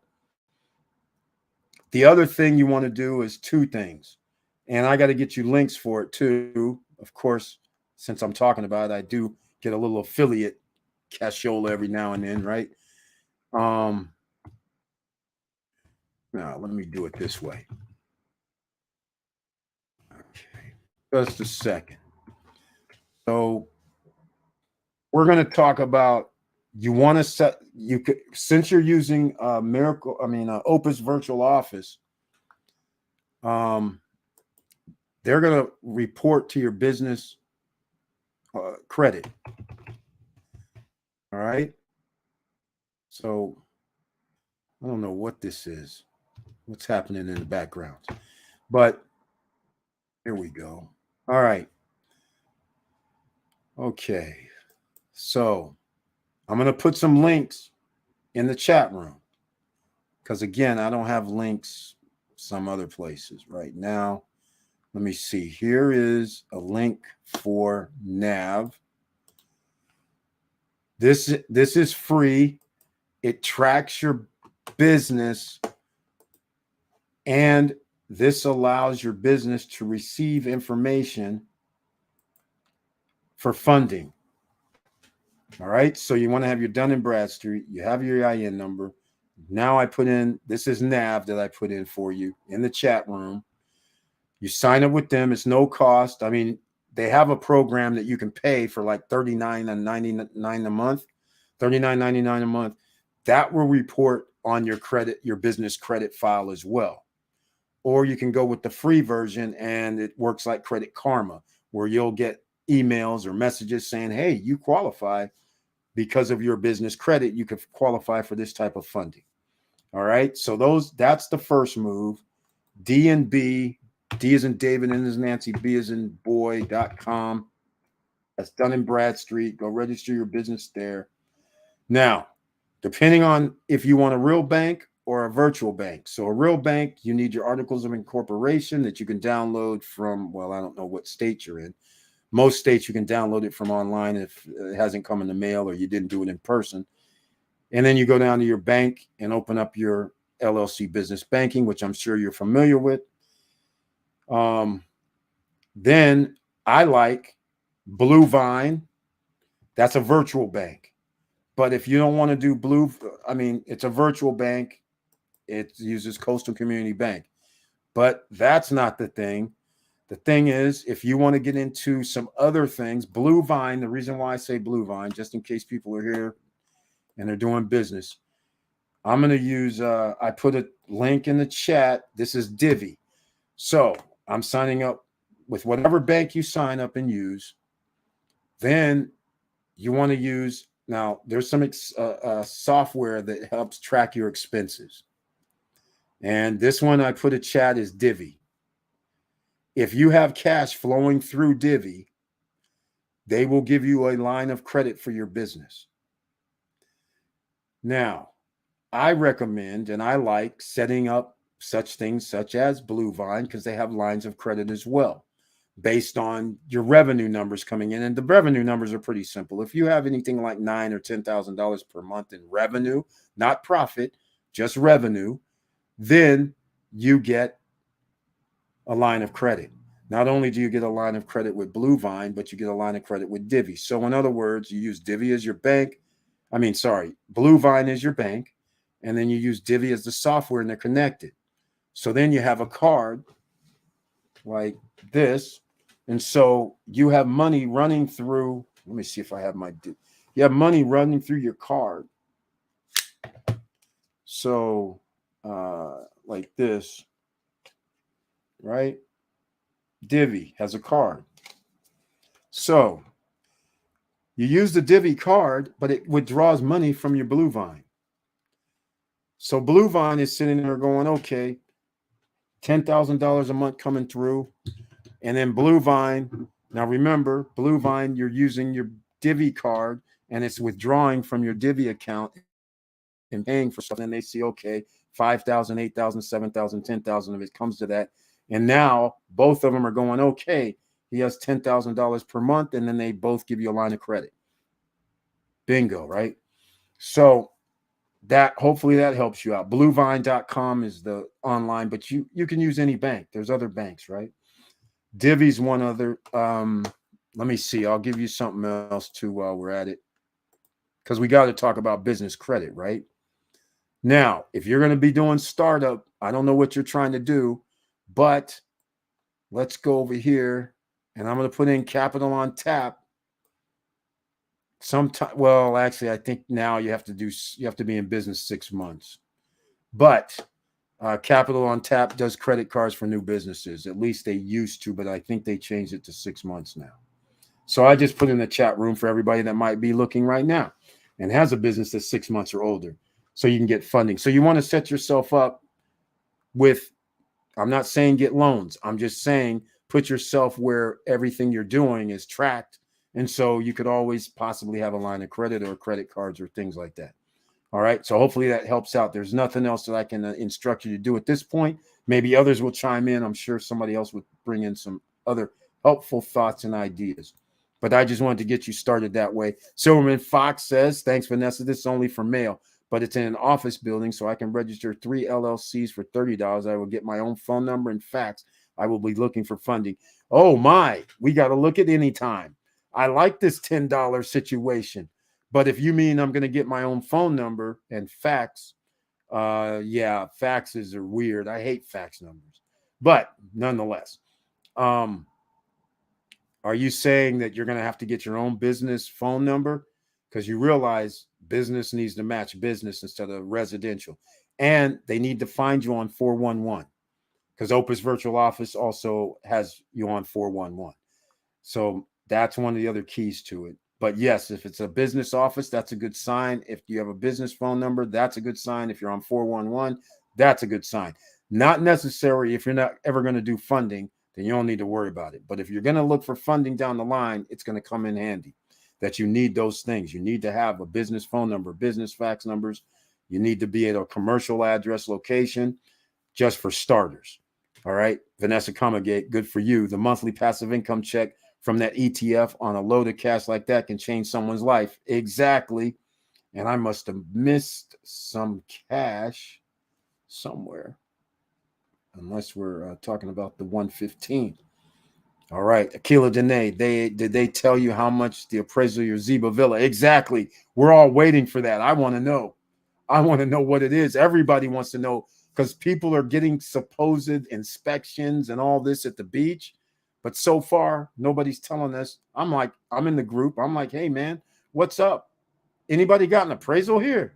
I want to hear what the numbers are, because the appraised numbers and the first person that starts buying these properties using financing, that starts setting the tone of what's going to happen. So if these properties are nearly the same in assessed value, well, then I'm not going to be as happy if we only had like an extra $10,000 increase. I want to hear something. I want to hear the villa's worth 210 or 205 or 199, something, right? So we're going to find out here in the next 6 months, ladies and gentlemen, how much these appreciated. I'm not too good with texting and emailing, so if someone can give me a call, I appreciate it. I'm trying to get in a position to get funding. Okay. Well, first of all, funding is very hard. Silverman Fox, hit me up. support@stopstrugglingnow.com. You know what that is. support@stopstrugglingnow.com. Hit me up. And anybody else, they can chime in right now. But first of all, your funding. Are we talking about a new business? Again, new business funding is very hard. If we're talking about an old business, well, then that's a whole nother ballgame. Just keep in mind in your head, if you have $10,000 a month in revenue from your business, you can get funding. That's just a number to keep in your head. If you've been in business for 6 months, then you can go see Capital on Tap that I put in the chat room. All right. They need you to do 6 months. They'll give you a line of credit. It could be 2,000, 5,000, it could be anything. All right. Akila Dene, I put down 10% originally and paid 30% over 2 years. So you did put down 40%. That left 60% of the 148.8. Okay. So they've already approved you. for the 60%. Well, it's going to be 155, but anyhow, that 60%'s already been approved. You said at 8%. And by the way, let me know what BDH stands for, because I'm not familiar with this bank. So that's pretty good. And what are they saying your villa's worth, though? That's the $1 million question. Well, it's a good sign they're giving you that 60%. They have no problem, because you only need whatever it is. They're giving you 90,000. That's all you need, right? Here we go. Victor Morrell knows. Brian P. sounds like a HELOC if the home has the equity. Very reasonable interest rate. Exactly. Brian P. HELOC starts it off, but again, it all depends. We need some information that would help you out. The information we need is it his primary, and has he lived in it for how long, and what is it worth versus how much does he owe? Then we'll know pretty much. He should be fine because of the way home prices increase, unless he bought the house in the last 2 years. Now might have an issue. All right, Miracle Bro. Every time I get on a live, I learn so much, especially from Victor Morrell and Vanessa Comagate, and the rest of the chat is full of value. Thank you so much, Miracle Bro. Thank you. And I'm glad you're actually accepting the information, because a lot of people, they don't want to accept the information and learn from it. They're going no, and they're in denial. So it takes something to actually absorb it. That's genius about playing with the casino's money. Wow. There's you go, man. This is how people, this is what the big boys do. You guys already know what the big boys do. That's what they do. This is how we do it. Yes, the contract price moved from 148 to 155.6. Yep. Yeah, but the question is, what did they appraise it at? Because if they're going to give you 60%, could they have given you 60% of 175? I'm not saying do that. I'm just asking, because would they allow you to go in and say, hey, my property's worth 175, give me 60%. Now you pocket 20 G's or whatever. I like that scenario, but not at 8%. I don't. 4.5% if I can get it, then I would do it, but not at 8. At Silverman Fox, that will work for biz credit card funding, etc., but not equipment loans. Yes, Vanessa Comagate's into the lending biz. That's right. I forgot. She knows about this as well. The seamless genius, the entrepreneur, the inventor, investor, all around entrepreneur. George's Charles today. Did you have it appraised? Exactly. The $1 million question. Everybody wants to know. I'm bringing another 5,000 or so to closing, so that I only borrow 90,000. Yes, I was going to say that's 95,000. So yeah, you will, but maybe you don't. All I'm saying is you don't, though. Well, if you want to, that's fine. But all I'm trying to say is, if you you're talking about your buy price of 148. The value of your property should not be 148, nor should it be 155. It should be closer to 200,000. So they should actually be giving you a loan for the full amount, because you don't need 60% loan to value unless they're saying the villa is only worth 155 or 148 or 149, which is not possible. All right. So it's inside Vistacana. And by the way, hold on a second. Do I even have this thing? Let me go see if I have this. Let me see if I have this, because I'm about to get a little annoyed if they're sitting there, because you can borrow the full amount because you don't owe 60. What I'm saying is you owe like probably 50%, worst case scenario. So they should be able to fund the whole thing, in my opinion. We're going to find out here, but let me know who BDH is as well. I'm not familiar with them. Let me see if I have this, what I wanted to show here. Do we have the sports complex? I don't think I do. God dog it. No, I don't. Nope. Oh, yes. Okay. Here's what I'm going to do. I'm going to keep talking about this, but in the background, I'm going to do something else. All right. This is going to be very, very interesting. Let me see if I can. Oh, Okay, I know what I did. All right, ladies and gentlemen, what is this? 10. We're almost at another hour. So once again, smash that like button.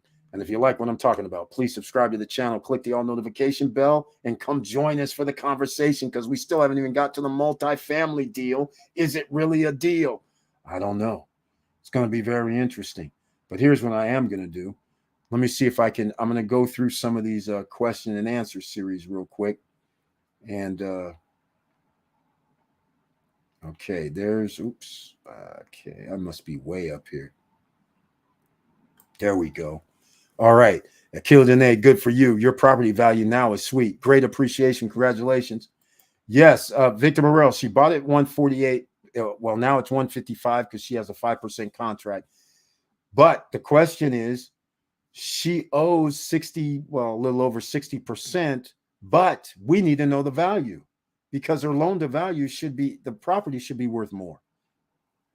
I plan to do Airbnb and short-term rentals, and of course, vacation there as much as I can myself. Of course, that would be wise. Miracle Bro from Vanessa, build up your biz credit. Exactly. Killer Dene, we found out Vistacana will have property managers, but how much is your house appraised? Exactly. Everybody wants to know this because I don't get it. Victor Morero, I did not have it appraised yet because the bank does not want to start the loan until we are closer to the project being finished.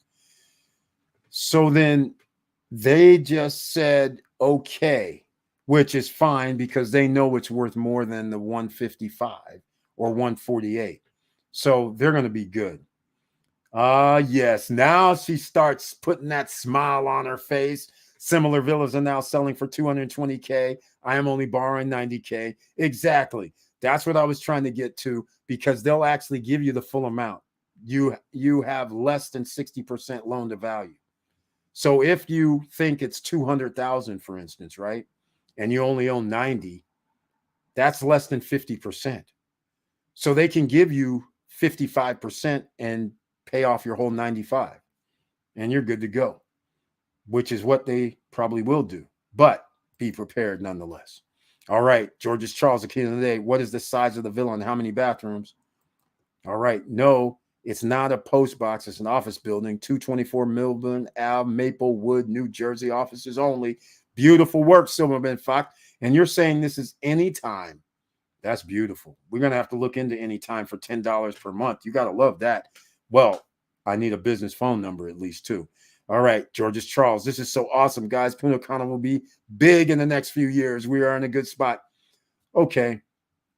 It all depends on the size because they're already selling 250, 300, 320,000. But see, those are like 2,500, 3,000 square feet. And I don't think the ones at Ziba are that big. If I remember right, they're not that big. D&B, I've already shown that. Okay, George's Charles. I have the 3.25 villa. Okay, why don't we just keep doing this? I'm going to keep going. Let's go. Ziba, Kana. I want to just villas since we're talking about it. Let's go look, shall we? Pull it up. It's by the golf course. Apartments and villas. We're going to go look at something. Luxury villas. Congratulations. They're now selling the villas for $198,000. And that is for, and they're up from there because this is their website. Okay, we'll get everybody excited here shortly, right? What is the square foot of your villa? That is freaking nice. Yes. And George is going off. What is the square foot of the villa? He's like, man, I want to know how much mine potentially could be worth, right? Slow your roll, man. You still got 2 years to go. All right, wahoo. The loan to value percentage is ridiculous. Even at 80% of 220K, that should be a walk in the park for the bank. You did well by jumping on the train early. Yes, indeedy. Victor Morero, she did very, very, very well. Yes, you can list yourself in biz for free. Yep, exactly.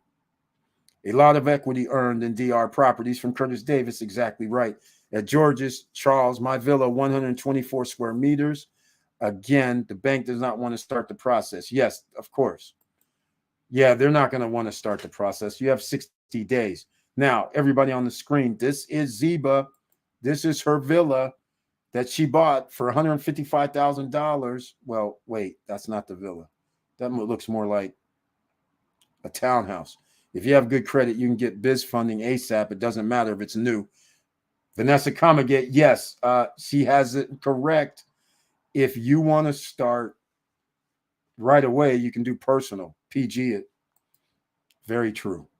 Killer Nate, does it come with the pool? George's Charles, no, it doesn't. All right, no, it doesn't. It's paid off.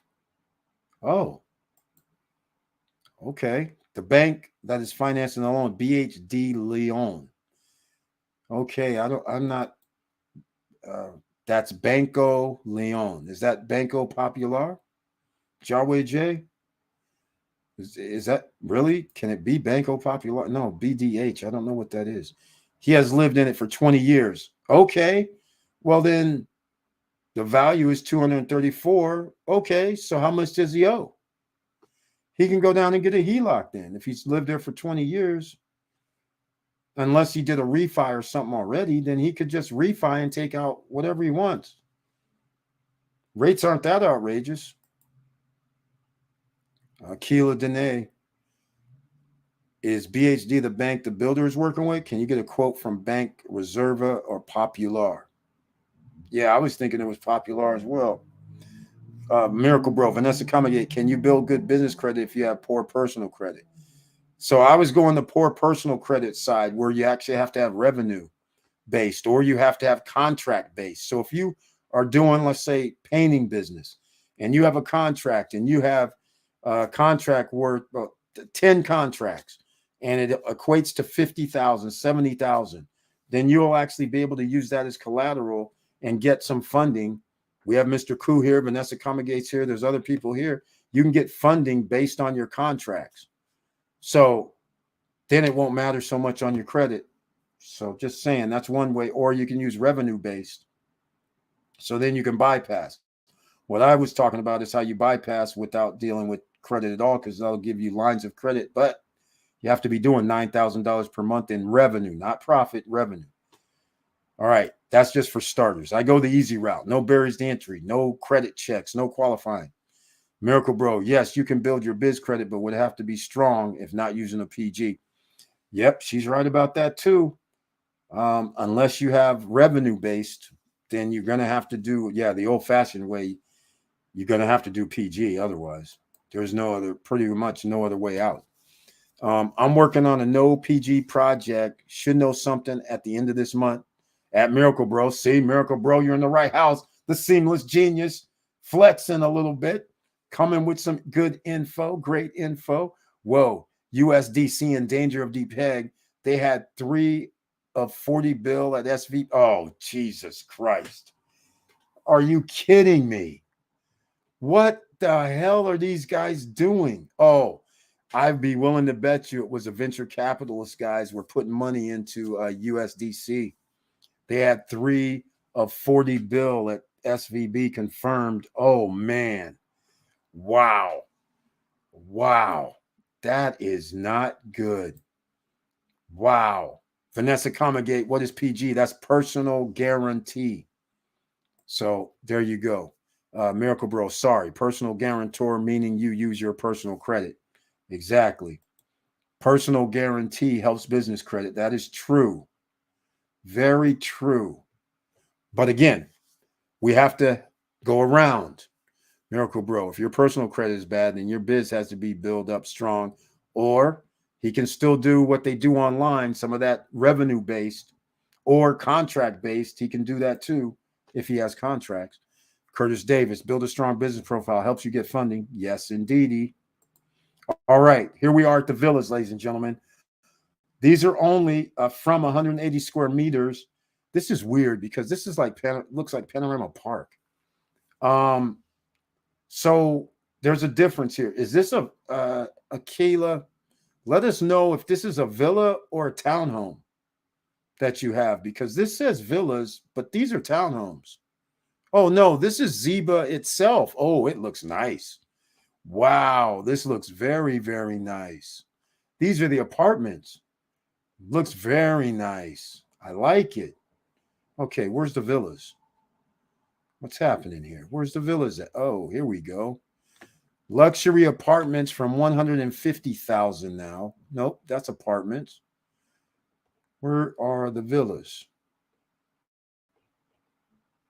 Ponds Project. I didn't realize he was doing that too. How did I miss this? I did apartments and villas. Let's see, but they're not giving us any villa info. Apartments, villas, 198. Okay. All right. So these are townhomes then. I thought they were villas. This is weird. Washing, parking, owners, visitors, condominium, allow vacation, smart key. Okay. These are apartments. This is weird.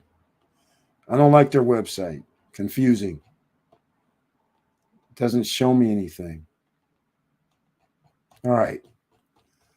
This is at ziba.com.do. So we can't see it. So let's go. We're going to go over here real quick since we're at Ziba Properties. But we already know 124 square meters, I think. So let's get out of here. Build a strong business profile. Thanks. And what do you mean by no PG project? No personal guarantor or guarantee will be needed. So in other words, you could be a new business potentially and still get funding without having to do your own personal guarantee. So in other words, there's business funding that you can get where you don't have to guarantee that if it's not paid, then they don't come after you personally.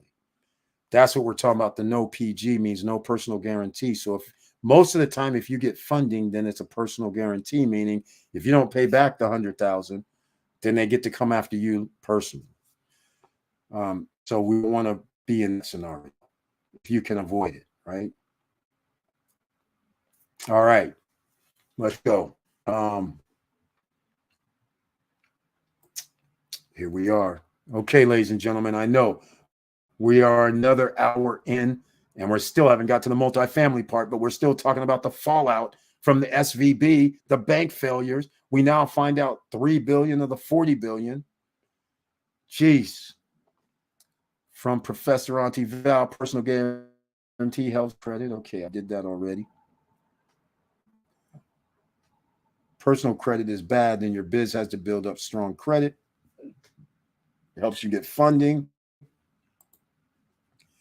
Vanessa Comegate, Miracle Bro, thanks. And what do you mean?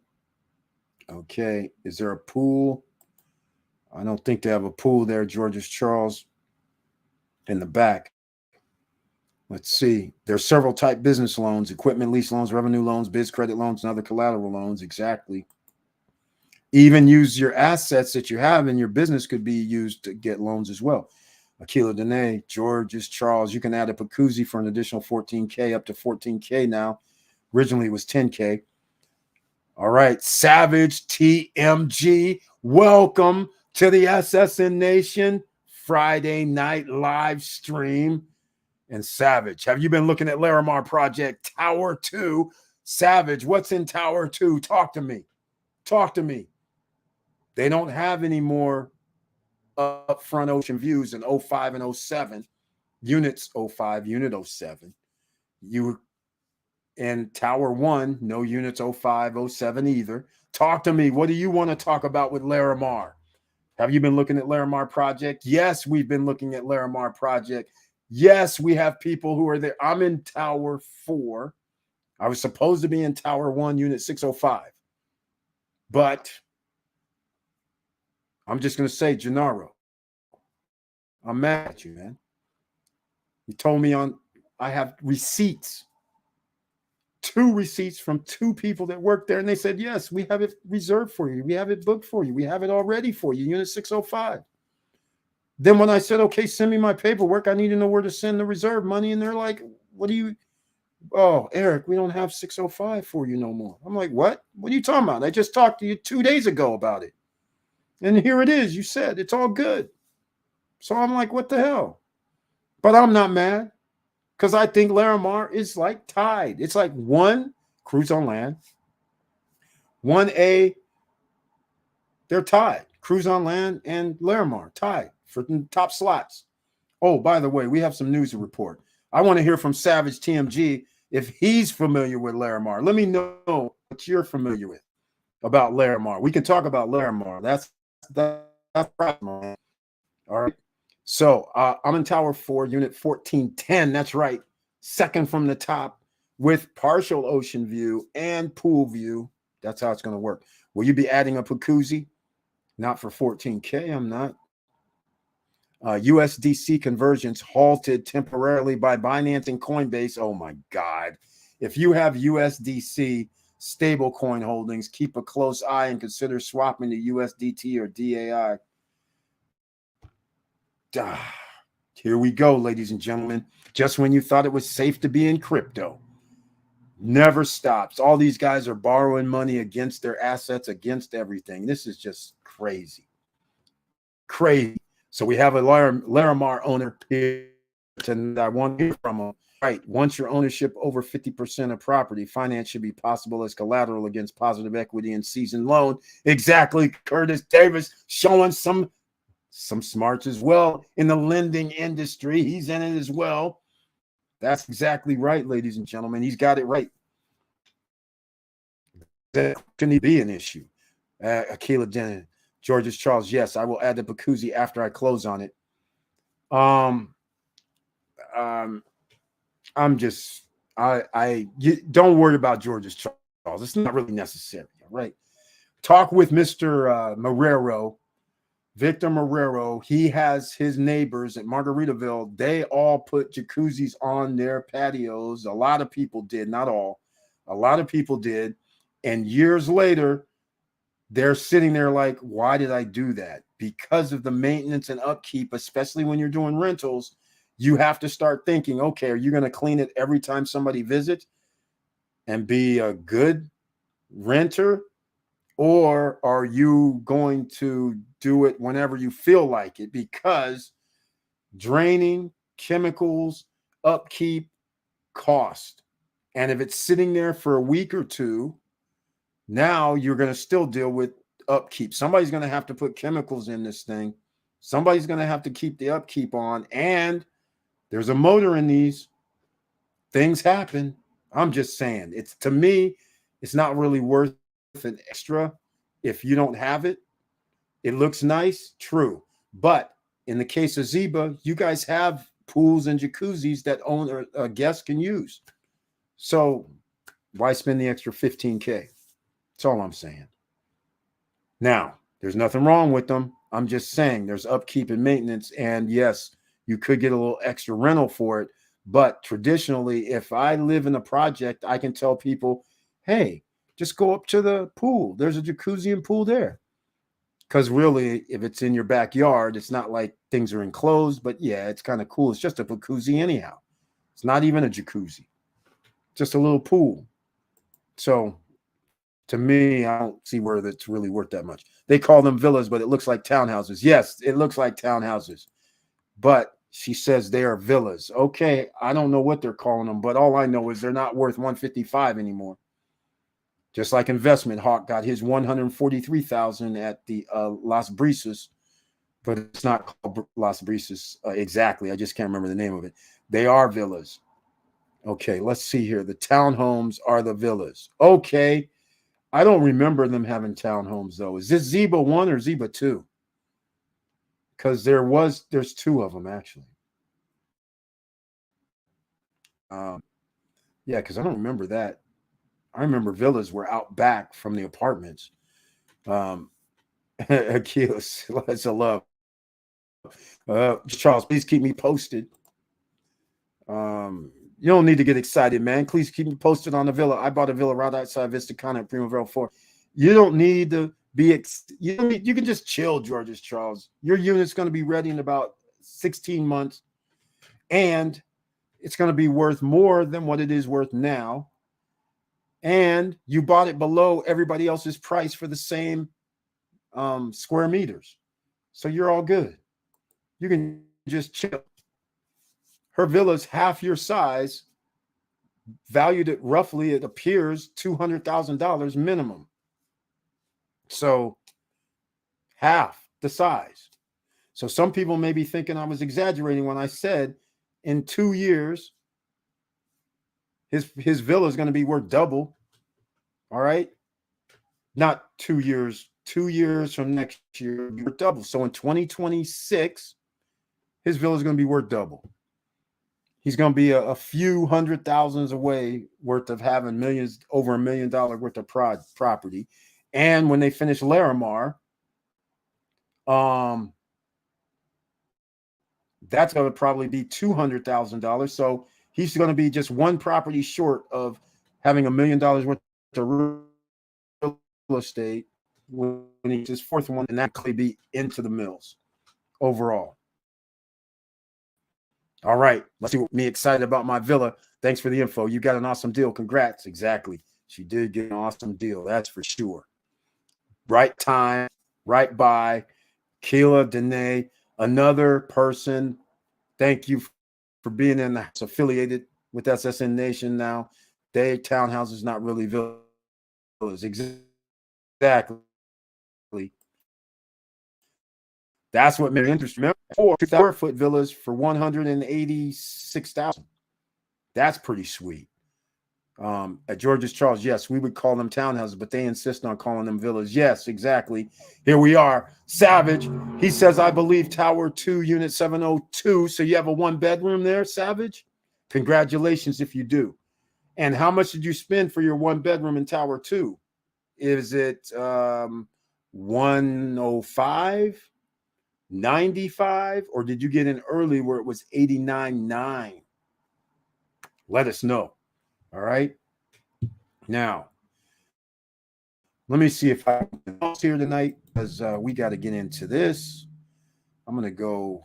Let's see here. We're going to stop this. And let me see. I think unit 701 is on the corner. So 702 should be a 1-bedroom. Ocean View, I hope, because I don't remember what the 1-bedroom in the middle. I don't remember what unit number that was. I just know unit 5 and unit 7. In Tower 2, it's unit 1 and unit 10 are the 2-bedroom units. So in the middle, it could be unit 2, could be unit 9. I don't know what unit that one is. So I'm thinking that's a 1-bedroom. Because 01 and on unit 10s are 2 bedrooms. All right. Let me see here if I can get into some PDFs. Let's see. Can I pull up some PDFs? Yes, I can. Here's what we're going to talk about, ladies and gentlemen. Here's what we're going to talk about tonight. All right. We're talking about a motel, hotel, Holiday Inn, but this is a motel. Now, this isn't going to be too crazy. We're still going to go with find out about Savage and what's he talking about here. All right, Auntie Val, Victor. Other exchanges may also do a temporary halt to stop the bleeding. Yes, they will. Using the weekend to quell fear in the market as banks are closed. Stop the pressure of USDC to fiat or crypto. Professor Auntie Val, I'm agreeing with you 100%. They're going to have to. And then that only exasperates what's going to happen on Monday if they do that, which is kind of messed up. All right. So the Pacuzzi's are built in ground. That would be cool. Instead of like above ground to that 2 feet above ground, I always prefer them being just flush or near flush with the ground. The Pacuzzi's are built in ground. That's good to hear. Silverman Fox, I will get on phone with 411 connected to the office address. My LLC, 10 years and 3 years from COVID, is now with no credit. Now I have 9 credit cards plus.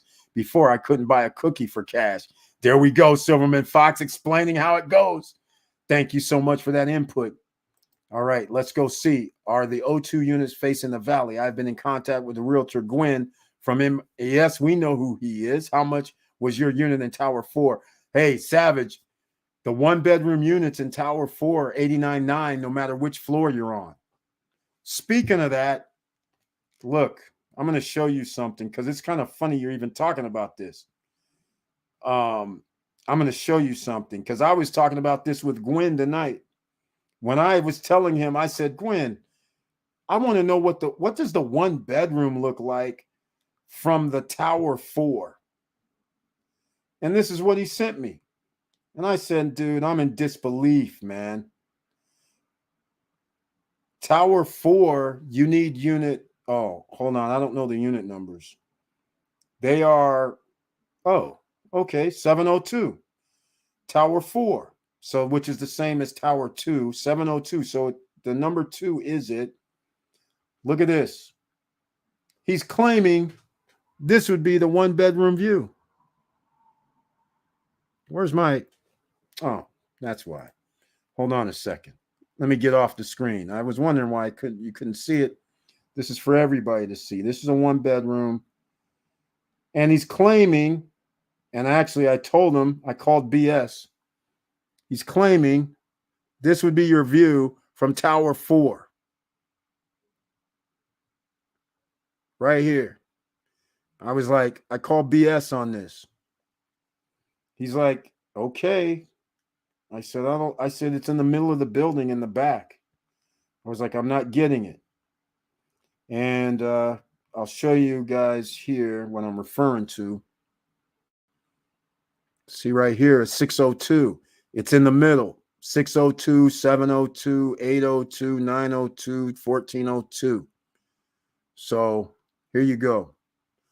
So it's in the middle, and he's claiming that this would be the view. I'm like, I don't think so. I said, I sent him back a message, and I was like, okay, does that mean the building is offset? Because that's the only way I can get this view. The building would have to be offset if you're in the middle of the building behind another building. I was like, I don't get it. But anyhow, we were just talking about it tonight with Gwen.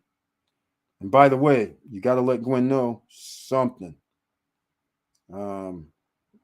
So now, and everybody that's in unit 01, well, 01 and 10 in Tower 4, you're going to have a view similar to this, but it's going to be through the buildings. But he shows that. So I'm still skeptical about it, but we will see. Oh, Tower. So here it is. Just so you know, in Tower 2, he only has one bedroom left, and they're charging $112,900. And if you're going to spend $112,900, then you might as well get a 2-bedroom, because a 2-bedroom in Tower 4 is $118,900. So why get a 1-bedroom? And you're still going to have boardwalk views, and you have overlooking the pool views potentially. So I'm just saying, if you're going to do something crazy and get a 1-bedroom in Tower 2 because it overlooks the boardwalk, which is nice, unobstructed views of the valley and everything, that's cool. But we're talking about an extra $23,000 for that. So take your pick. Everybody does their own investing, but I'm just saying, is it really worth an extra 20-some thousand? Because in the next 2 years, when they start building extra towers, nobody's going to be able to buy any of this stuff for under 100,000. Well, right now, as it already sits, if Tower 1 and Tower 2, they're already charging for a 1-bedroom $113,000, and they're already charging for a 2-bedroom $140,000. That sets the stage for when they open up the next towers, not 4 and not 3. Well, 3 is not open, but Tower 4, we have Tower 1 pricing. What do you think is going to happen, though, in the next tower? You think they're going to sell these for under 140 for a 2-bedroom and under 113 for a 1-bedroom? Highly unlikely. And then never mind about the other 20 or 30 towers they're going to be building. But yes, we're familiar with Gwen. Gwen came on our live stream, Savage, and he did a live stream like a month ago. And that we have his WhatsApp, we have all that. So yes, hopefully that helps you out. All right. Now let's get back to the business hand. I use Spritz Finance on off ramp my USDC to my bank account. In fact, I use Spritz Finance to pay bills with my crypto. Tremendous utility. Yes. Nothing wrong with paying bills with crypto. Damn sure isn't. Spritz Finance, you mentioned that like last year, Victor Morrell. And so this helps out a lot of people because Spritz Finance is a crypto to fiat. So that's beautiful. Thank you so much for mentioning that, especially if you have any USDC. You're going to have to get out of that stuff like yesterday. Miracle Bro. I'm not sure how to exchange emails other than cryptic way. It would be great if I can exchange emails with you at Vanessa Comagate, Georges Charles. Okay, don't worry about it. I'm going to send you. Well, first of all, if Seamless Genius is still here, let me know if you want me to forward Miracle. I'll send you his email address and you guys can get in touch with him. All right. Georges Charles already agreed. So I'll send you his email. In fact, I know what his is. Hold on a second. In fact, I'm going to do it right now just so you'll have it. So I won't forget. Yeah, there we go. Okay. Okay, hold on a second. This is going to be funny. There we go. All right.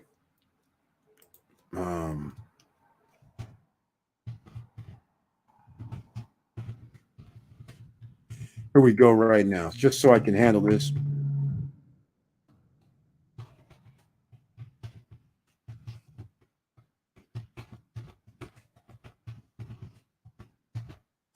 All right. So I CC'd both of you. So you actually have both, each of you have your emails. So I'll figure it out with Vanessa what she wants to do. All right. T2, a one bedroom unit 702 is going for 112,900. Exactly. And right now, that's the only one left. Oh, wait. Hold on. Yes, Tower 2, I have one left blocked for a client. So if you're the client, then that's yours at 112,900. That's the only one left. He just sent me full view of the valley. But if you come back to Tower 4, where I'm at, then you're going to do 89.9. So again, that's $23,000 difference. Now, granted, overlooking the boardwalk is the premium view, I would say. But at the same time, there's nothing wrong with being in Tower 4 for $23,000 less. Ultimately, at the end of the day, when this is all built, not all, 3 years from now, 4 years from now, yes, up front may be 250,000. In the back might be 230,000. But if you still have partial ocean view, and there's another caveat, again, not everything is looked at the same way. So just so everybody understands, if you can't get straight away ocean view and view of the boardwalk, then your next bet is to get partial ocean view. But again, in Tower 3 and Tower 4, they overlook the pool. And anybody that's in the back of Tower 1 and Tower 2 also overlooks the pool. There is a market for that because a lot of people want to watch their kids instead of coming down. They want to be in their unit. Now, I'm going to be on the 14th floor, so that's a long way up. But nonetheless, I still market the same way. I'm going to say, hey, it overlooks the pool and you can have partial ocean views. It still works the same way. And you're in the complex. So either way, you're still good. But the ones up front are going to command a higher price on the resale market, I believe. Or maybe not. Because again, by the time they finish these in like 5 years, 6 years, these units aren't going to be 200 grand. They're going to be a lot more than that. So T2 is a one bedroom. T2, a one bedroom unit, 702 is going for 112.9. Yes, that's correct. Victor. And also if that's you. He has it blocked for a client. So if you're the client, then it's blocked for you. If you're not the client, then there is no 1-bedroom units left in Tower 2. They've been selling like hotcakes because the name at the party's out, ladies and gentlemen. It's over. Curtis Davis at Victor, congrats on using crypto passive income. Exactly. 1-bedroom is going for 112. Damn, my 2-bedroom for 132. Exactly.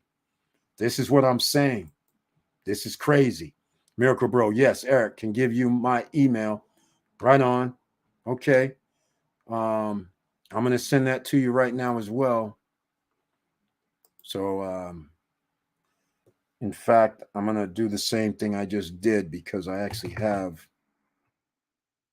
I think this is. I hope this is. Let's see. I have, yeah, here we go.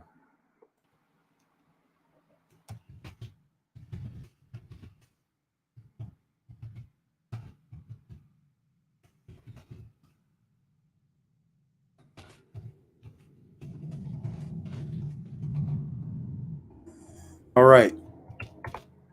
There you go. So you guys should have it. I just CC'd both of you, so it's in your CC what somebody's email address is. All right, let's go. This is what we do, ladies and gentlemen. Real time, real life, real making it happen live. Miracle Bro, yes. All right, Eric, I see your point. It's easier to clean the pool than a jacuzzi. Exactly. Exactly.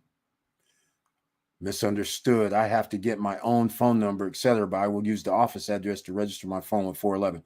There we go. There you go. That's exactly right. You can do it that way too. Silverman Fox, exactly. Yep, there she goes. She chimes in. Perfect. Yeah, I'm glad I tuned in with you. I'm going to change from T2 to T4. What do you think the best view would be? Actually, you're gonna okay. I'm gonna say again, if here's what the view they're claiming in Tower 4 is for the 1-bedroom, which is also going to be the same as the 2-bedroom because the 2-bedroom's on the corner. This is in the middle of the building, so I don't know how we're going to get this view from a 1-bedroom, but this is what he's claiming. But notice the bottom, that's more important as well, because you can market this when you tell guests, well, normally a 1-bedroom, sometimes they have children with them, but you know, when you can say it overlooks the pool, sometimes people like that, but you have the best of both worlds because you can overlook part of that. And just to show you that this is what they're doing, this is a 1-bedroom. No, that's a 2-bedroom. Hold on a second. Oh, that's unit 710. Sorry. It has the same view though. Hold on a second. Here we go. All right. So look, here's the 1-bedroom, but it looks like the same view to me, right? They're like side by side. 2-bedroom and 1-bedrooms are side by side. Oh, it's slightly different angle because the pool's showing more at the bottom. It's more in the, you're further over. So it's kind of a little slight more angle, but still, this is what they're claiming. And again, I'll go see this stuff. So that helps you. Hopefully that helps you out. Like I said, 89.9 is pretty good. And I'm trying to think what the terrace is. The funny part is the 1-bedroom terrace is bigger than a 2-bedroom terrace. That's also the weirdest thing. 24 square meters, I think, is a terrace.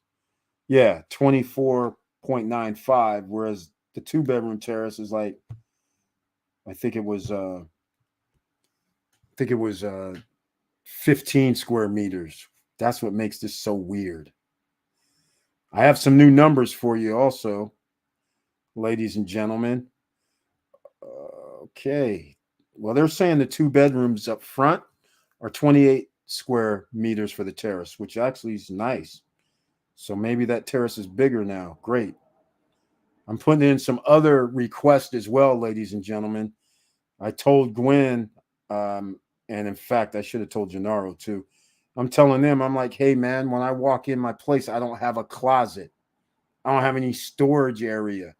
While they're doing this, they need to make an extra few square meters. I'm like, where's the storage area in this place? Come on now. Give it the program. We need upscale. All right. I'm going to do this as well. Here is the rentability. They have new rentability numbers. Here you go. And you'll love this. And you'll really love this, ladies and gentlemen, for everybody that's going to be at Larimar.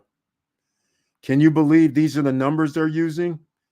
Rent per day, $90 for the 1-bedroom. If you can see it. Ah, man, I can never get this right. All right. Let's get it closer. All right. 89. Yeah. All right. Hopefully you guys saw that though.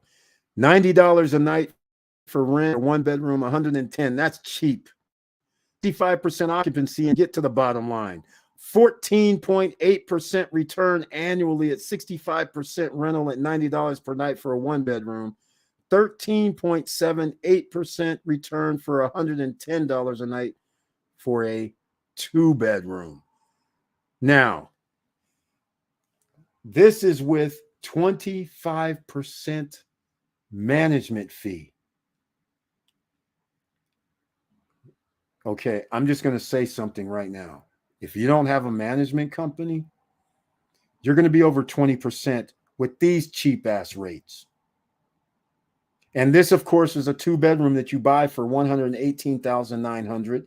And this is for a 2-bedroom or a 1-bedroom that you buy for $89,900. $90 a night at Larimar. And you're still going to do 15% with management, with 25% going to management.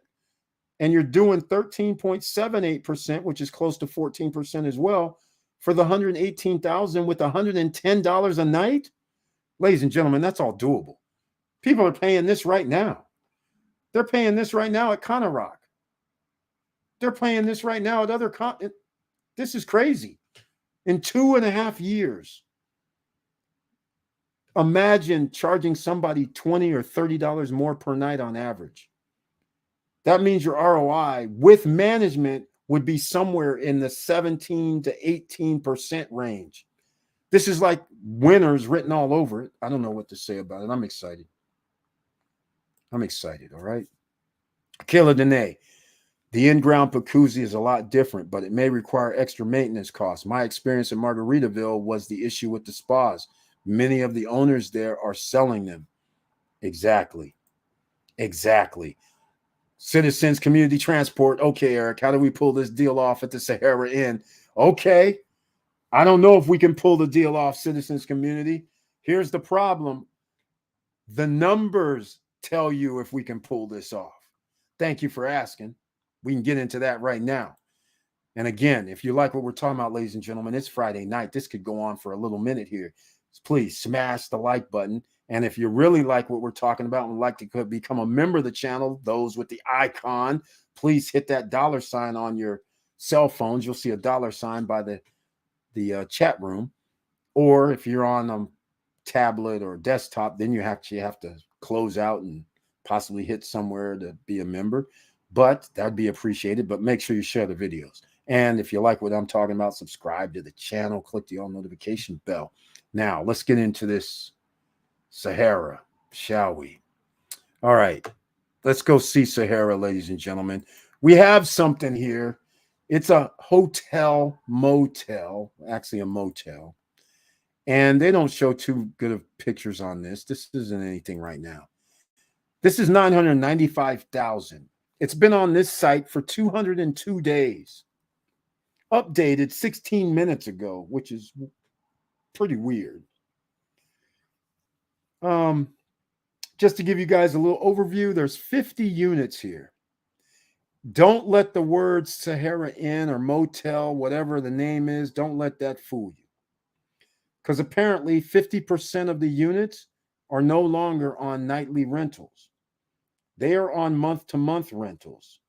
And 50% is the occupancy rate. they're charging roughly $900 per night, which actually turns into roughly $22,000 per month, which means 22,000 times 12, we're going to be in the $250,000 revenue range. I take 250,000 and I drop that in half at 50%, because that's generally where you're going to fall when you're talking about real estate and multifamily investments. That would be your ideal scenario. So that means we're making roughly 125,000 just on hard, easy numbers, right? I have the real numbers. I might be showing you that in a second. But just based on the 125, that means I have $12,000 per month. Now, if I don't have any money, I need to borrow. I need to do something. So I always say 25%. So I need 250,000. Now, here's one of the issues that we have to think about, ladies and gentlemen. Let me go through some of these numbers. I need 250,000. I want no money out of my own pocket. I got to find somebody to give me 250. Somebody's going to go, Eric, this has 117. Eric, I'm going to give you 250. All right. I'm going to give you 250, but I'm just going to use a number that's not really realistic, but we'll just say 10% just to make it easy. I want 10% annually. So that's $25,000. So that's $2,000 per month. So we're down to 100,000, which now means we're at we're at $8,500 per month after our expenses, our 50% number. So the question is that going to be good enough? Because we still need 750,000 from somewhere. And unfortunately, how are you going to service that debt unless 750,000 at 7%? Vanessa Comagate, Victor Marrero, Curtis Davis, Wilson Koo, if he's listening. You see a problem yet? So what I'm trying to say is this. I'm going to pull up something else just so we can get into this a little more, because I have another screen. But I wanted to show you this. It started out at 1.3. It went down to 1.1 million. November, they dropped it to 995. Nobody's coming to buy this. The reason why is because I got to service $750,000, and I don't think we make enough. Let's go look. All right. I'll just use a simple mortgage calculator. All right. So here we go. Let me make sure you guys can see this. So let me know so far. So we got to go by numbers, because that's the only way you can buy real estate. That's how you do this. 750,000. Somebody give me an idea. 6.5. There's 4,740. All right. So now you're going to have to service some of this. That's over 50 G's a year. That's 75 G's. That's going to leave roughly 30,000, 35,000, best case scenario, under the present 50% occupancy. No, I don't. Let me know. We have a few people here that's in the loan and lending business. Let me know if you can find somebody that's going to fund this in the present condition. Now, it's 50% occupancy, right? If we get it up to 75%, that's another 25% in revenue, which potentially could be an extra $50,000 in revenue, but an actual $25,000 in real money. So does that make you feel better? No, it doesn't make me feel better. There's barely any breathing room. There's only $3,000 extra per month. That's not going to wash. All right, so far so good. Let me know what you guys think on the first numbers. I just did a soft number situation. Let me know what you guys think. All right, so what are we going to do next?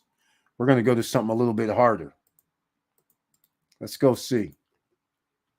Let me know what you guys think on this one. This is it still. Official. All right, I'm going to get it on screen a little bigger.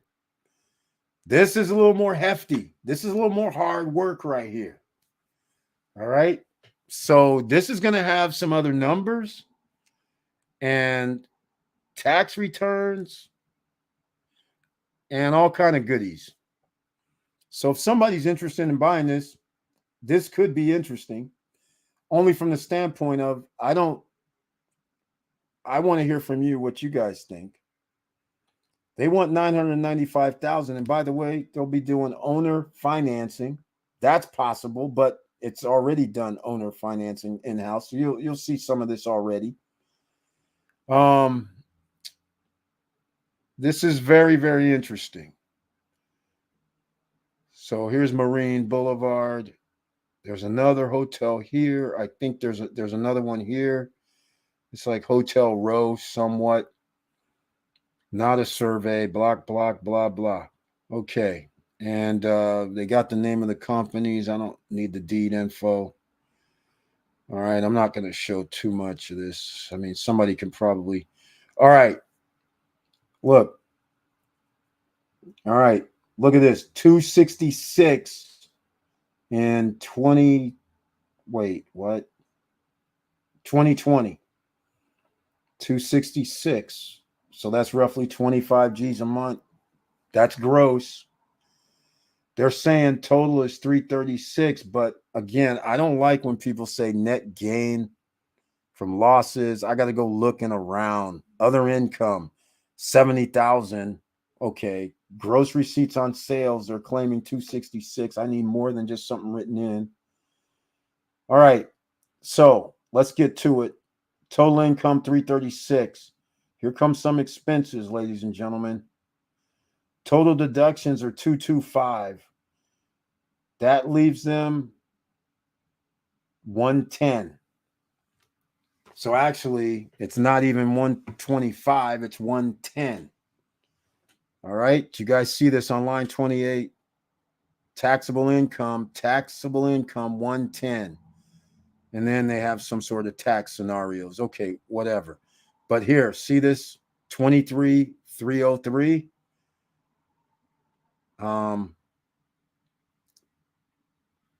That's a number that we're going to have to pay. Here's the J. So that does not go to creditors. So you're going to tell me we're like 70, 100 G's? So again, we're going to have a problem, I believe, unless somebody here who's doing their numbers is this place isn't worth a mill. In my eyes, not worth a mill. You're going to have 50%. If you actually had the 25% down, you would have to be paying 50% of your profit would go towards your funding. And if you do need the money where somebody's going to give you some hard money, now 75% of your money's gone. You're down to zero. This could not be done unless somebody knows something I don't. Now we got to do some Schedule L voodoo stuff because they're doing a depreciation to get their tax bill reduced.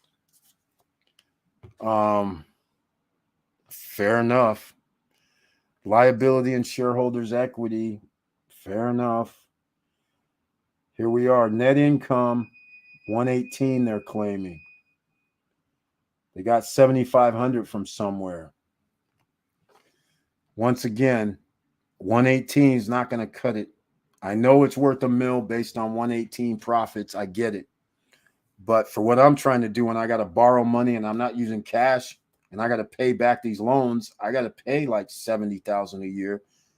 Nobody that's giving loans is going to let me pay $70,000 when I'm only making 118 or 110. What are we talking about here? So on our tax return of 2021, we're at 299 allegedly. We still are in the same ballparks. Ordinary business income 61,000. Okay, that's not going to cut it. We can't pay anybody. Even if we had owner financing in house, which they have, I'm going to have to give him like $4,000 or $5,000 per month, no matter what. If I'm trying to do this no money down, I have issues. Let me know if somebody else can find their way out of this, because as far as I'm concerned, again, I want to hear from what you guys have to say. All right, because we have 61,000. I don't see nothing else happening here. Okay. I just glossed through this because I didn't want to actually show too much. But let me know what you guys think about this. Anybody think they can fund this deal? Because if you think you can fund it, I want to hear it. I want to hear it. Let's see what we got here. Silverman Fox, my good friend, just deposited $115K in the bank, wants to work with to invest house and business. They believe and trust in me. I have to move fast but cautious. What do you mean? Silverman Fox, what type of businesses? Do you already have something in mind that you're going to invest in? Whatever you invest in, make sure it brings you back a return. That's the number one thing, right? That's part of the investing key. That's the number one thing. Silverman Fox, they don't want to be tied in long-term investment. I've done a lot of fix and flips in the past, but had greedy associates. Hey, that's how it works whenever you have partners, unfortunately. But is that what you plan on doing with the 115? Because that means 250, 275,000, $300,000 property, and that would be a fix and flip, that's for sure. I'm not familiar with the New Jersey market either. George Charles, that is BS. That is no way to have a view like that on Tower 4 with it being behind Tower 2. Hey, that's what I told them too. I said the only other way it could work is if the buildings were offset. I said, now, if the building is offset by like 10 meters, then that moves it over. I said, okay, but I'm like, are these, because I've been asking this from the get-go. I think the buildings are turned.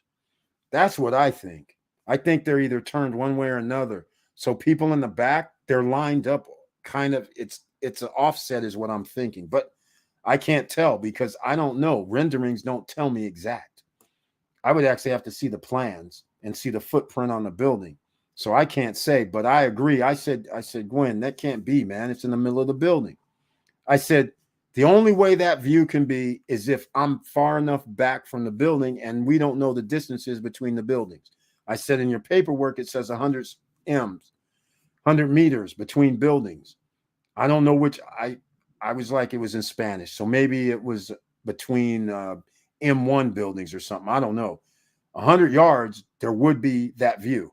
But looking at the pool, I know the pool is not anywhere near 100 yards or 50 yards. So I don't know how wide the buildings are apart. So I can't agree with that. But all I'm saying is that's the view. But it doesn't matter at this point, because if you're not the person that has 702 blocked in Tower 1, then you can't get in Tower 1 or Tower 2 or whatever tower that was in. So you can only go in Tower 4. And guess what? A hedge fund bought Tower 3, ladies and gentlemen. A business. I don't know if it's a hedge fund. A business has Tower 3. Yes. So a real business actually bought Tower 3. So that's gone. So Tower 4 and then Tower, whatever towers that come up next. They're selling 15 units every 2 or 3 days for Larimar right now. Just letting you guys know. Were you thinking to offer the asking price? Vanessa Comagate, no. This is not a project that I'm looking into, but we're basing it on 995,000. That's what we're basing it on. All right. Now, there's a little few other things. Again, the building's 1960s. It's going to need some rehab. So rehab, $150,000 to $200,000 is needed in rehab work. Now what? I forgot to add that little portion to this. They could be an after rehab value. Yes, it's worth about $1 million if you say we're collecting 118,000, but on one of their forms, which is the S corp, they're claiming 61,000. There is no way you can get this deal done if it's 61,000. Bring home, because there's 23,000 that's also that has had to be deducted, so it's under 100,000, which now makes the deal less than $1 million in my eyes. I do 10 times the profits just to be conservative. So now if we're somewhere in the sevens, that means it's 700,000, right? So no, not if there was an offer for this, it would not be asking price. The other factors, there's other motels on each side. They're worth double. But again, I don't know their footprint. I don't know if they have 100 units. I don't know if they have 50 units. I don't know how many units they have. All right. So let's see if we got anybody here that can fund this. That's what they made in 2019 before the pandemic. Yes, that's it. Let's see here. Need to query the city to see future project infrastructure plans close by. Victor Morrell brings up a great point because it is an older motel. So therefore, it was built in 1962. So therefore, it's going to be in one of those sections of town potentially that could be up to redevelopment. So down the line, it could be better. But that just means you're going to have to be the owner and you're going to have to spend the money to do the rehab. And hotel rehab is not cheap. Units, you can pretty much do those. Those are in a box. They're about 300 square feet or so. You can do that kind of thing, but it's still costly because you're doing 50 units, 49 units actually. One of the units, they put a laundry room in, which is coin operated. All right. So the idea was to get the VA, some of the veteran homeless, the VA to rent out the rooms. And the rooms are $900 per night presently, but they could easily be $1,000. I just don't know if the government has a cap or whatever they're doing. But Victor Morrell brings up a great point. No, I don't like the numbers for that property, Victor Morrell. Okay, we have a nay for that as well. Exactly, the numbers aren't good enough. Vanessa Comagate, she says either. Sahara is grandfathered in. Grandfathered into what? All right, we have somebody, Citizens Community Transport says it's grandfathered in. We can talk about this, but I don't know what grandfathered in means. I'm assuming you mean the VA, or I can't remember. It was the VA Veterans Administration or something, that since these are now no kitchens, these do not have kitchens because they're not built for kitchens. So that means you have to do it a hotel that has a kitchen. I mean, a microwave, possibly. I don't even know if you can have water in the room, but I'm sure there's a microwave and there's a bathroom, of course, but there's not going to be any kitchen going on because that presents a whole nother problem. You'll burn down your joint because somebody's going to burn down your joint. You don't have exhaust fans up there. You don't have anything like that. So it'll be very, very interesting. So we have two people that say the numbers aren't going to work, especially if we have to do some type of financing, because either way, if we don't have any money, if we don't have 200, even if we had 250,000, here's the problem. I would owe 750 if we bought it at this number. I would owe 750. That 750 is going to cost me about $50,000 to $60,000 per year. They're claiming on one tax return they only made 60,000. So therefore, no lender is going to loan. And the other tax return, they said they're doing 110. Now, so we're at 50% of that. So again, I don't believe any lender is going to want to touch this at that number. So therefore, in my eyes, I think even though it was worth $1 million, I have to be like, well, I have to buy this at like 500,000. I mean, that's what it has to be. I just don't see personally how it can be done. So I'm going to send this off to someone else to see if they know can personally do this, because if somebody, you're going to have to put down damn near 50%. If you want to think about it, this would be California stuff. 1%, 3% cap rates, which would be ridiculous. Why even waste your money doing that? So even though the guy has favorable terms, he's willing to do owner financing. But again, there's a cost. And you still have a principal amount you're going to have to deal with. So, and then you have rehab numbers that you have to deal with. After rehab, there will be a value. There has to be an appraisal. Somebody could come out there and say it's worth 1.8 million. But you have to fix it up into that property, and it's going to cost you 1 million to acquire, 200,000 to fix up. You're at 1.2, and there's no way you can get to the 1.2 because you're going to have to borrow. So that's going to add on top an extra $1,000, $2,000 per month, $24,000 per year. So that max, you can't pay for it. Now, you could pay for it if all of a sudden you have 70% occupancy and you have another 25% of the units are rented. That's a thing, right? 10 units, 7 units, 8 units, 8 times 9 or 8 times 1,000. That's 8,000. Now we're cooking a little bit better, but we still have a 50%. We're 110. We're going to be at 150. That's 15,000 per month. We're still not good enough. So we can't be at 58 units. 33 units. We're going to need to be at around 40 before the financing makes sense, in my opinion.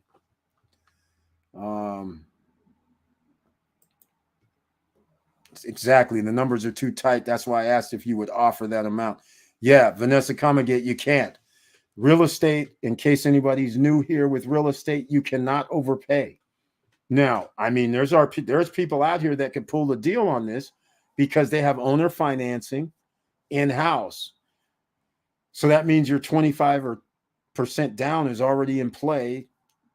So you're kind of good, but then you're going to get somebody else who's going to have to fund the remaining amount plus any rehab if you don't have any money. And they're going to look at you like, okay, is there extra money coming from somewhere? Because we're not going to be able to give you all this. We can give you 400,000, but we can't give you 750 or 800 to get your rehab going. So that's where the problem's going to come in here. It's just the numbers aren't right. There's no way. All right, let's see. It means you only can do so much advertising to it, so you don't have to meet ADA compliance.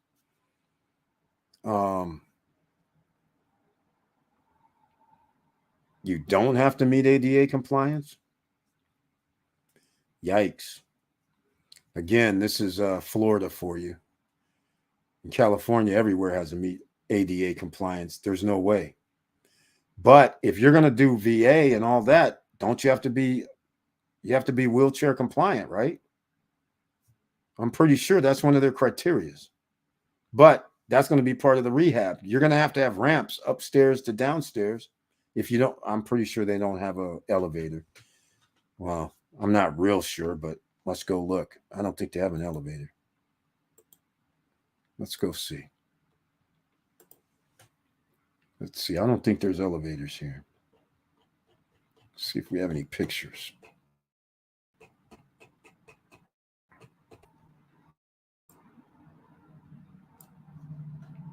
Let's go see. No, we don't have pictures. I can't remember where I saw pictures at. Doggone it. All right. All right. Well, I don't know if there's anybody that wants to chime in, but we're 0 for 3 and I make 0 for 4. This is just not doable at this price point. I just don't see how this works. I mean, I can't even figure a number that's going to be right now because we're talking 1 minute 61,000, another minute potentially 100,000. Yes, it would appear we could do a mill, but unfortunately, we have rehab work to do, some adjustments to do on the property. And I'm pretty sure there's some other things going on that once you do an inspection, you're going to find out about. And there is an upside. This is true. If you can get this to out of the 50 units, you get up to 40. Well, once again, we're at around 90% occupancy. So we'd be at 45 units. 43, 44, 43 times 9. Let's just call it 1,000. That'd be $43,000. This changes the ball game.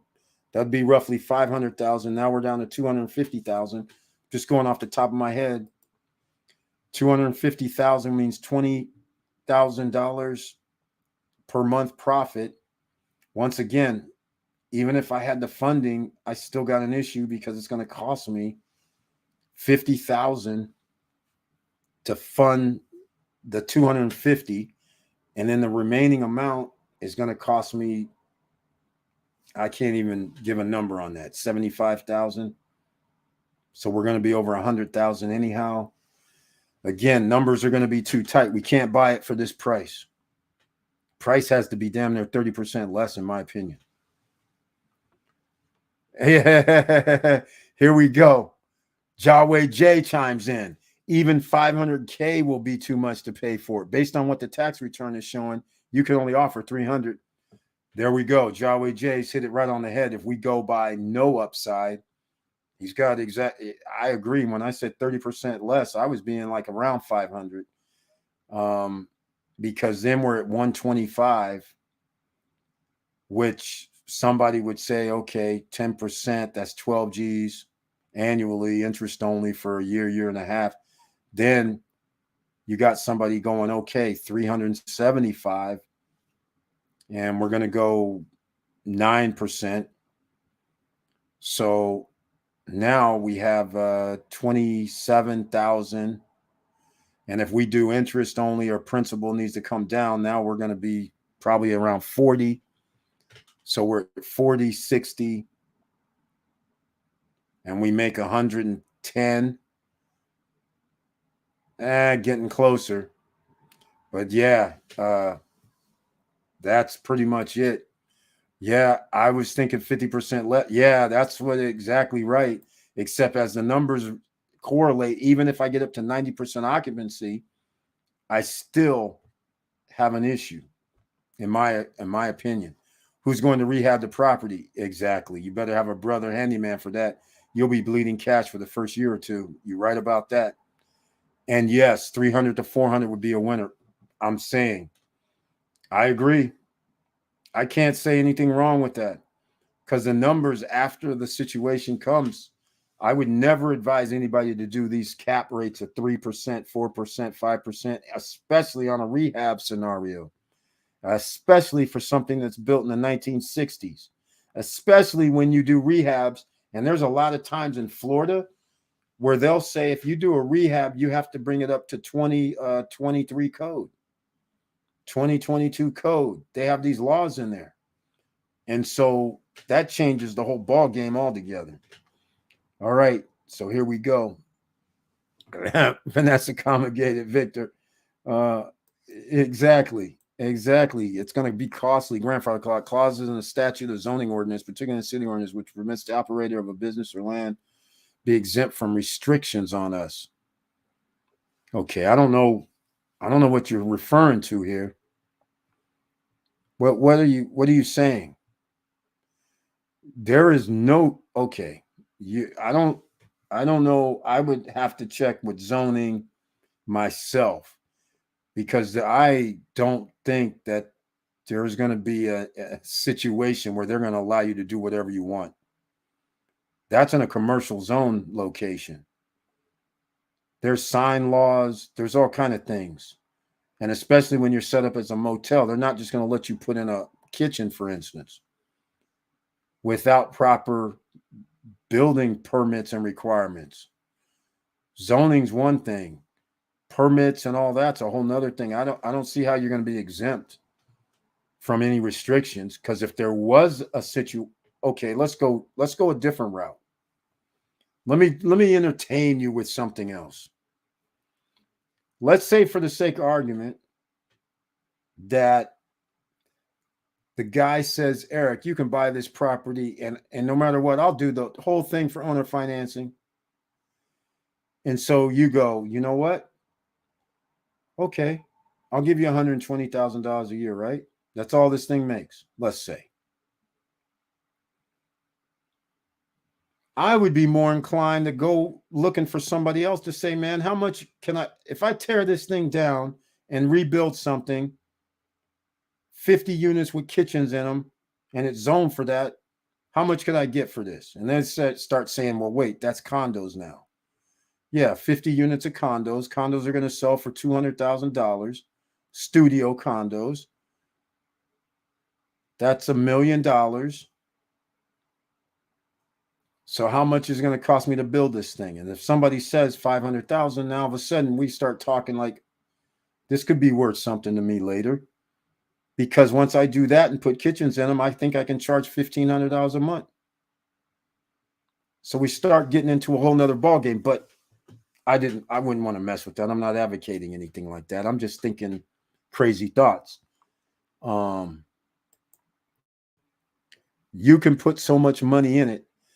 Well, therein lies where the gremlins are. So this is the gremlins. It's an E2 property. So you think you walk in and you say, okay, it's going to cost me $200,000 to rehab, but there's gremlins. Again, I don't know the water system, but pretty sure 1962, there's two options. I doubt if everybody has their own water heater.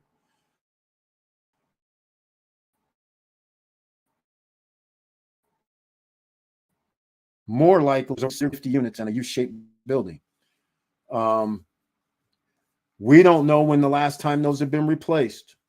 In case you want to check how much a boiler cost, you might want to do that, because it's more than the 200,000, 150,000 to take it out, put it back in. There's certain things, inherent things, when you buy properties that are 60 years old or older. You need to know all of everything, when it was rehabbed, when the new equipment was purchased, when it was serviced, all of that. And what I'm seeing here is, when I look through this paperwork that they have, it's cute. It's very cute. But this paperwork doesn't tell me some things. They're just putting in this and that for expenses, this for income, this for that. They're putting in salary. Look, salaries and wages are $24,000. No housekeeping, clearly. And if salaries and wages are $24,000, that means somebody lives there. The owner probably lives there. $2,000 a month for salary and wages, that's ridiculous. That's not even doable. You can't. That's crazy. Compensation of officers is $12,000. So let's just say we're playing games with this. This is $34,000. That's not even livable wage itself. This is laughable. Repairs and maintenance, $6,100 on a 60-year-old building. That's laughable. Taxes and licenses, okay, that might be $20,000. $50,000 they're using for depreciation. This is crazy. The properties, okay, I'm just saying. Do we know if this guy got audited or not? Or persons, this company? I mean, this is crazy. 112, 225. So we generally just have 110,000. And then we got a tax situation of 23,000. So we can't make this work. There's just no way.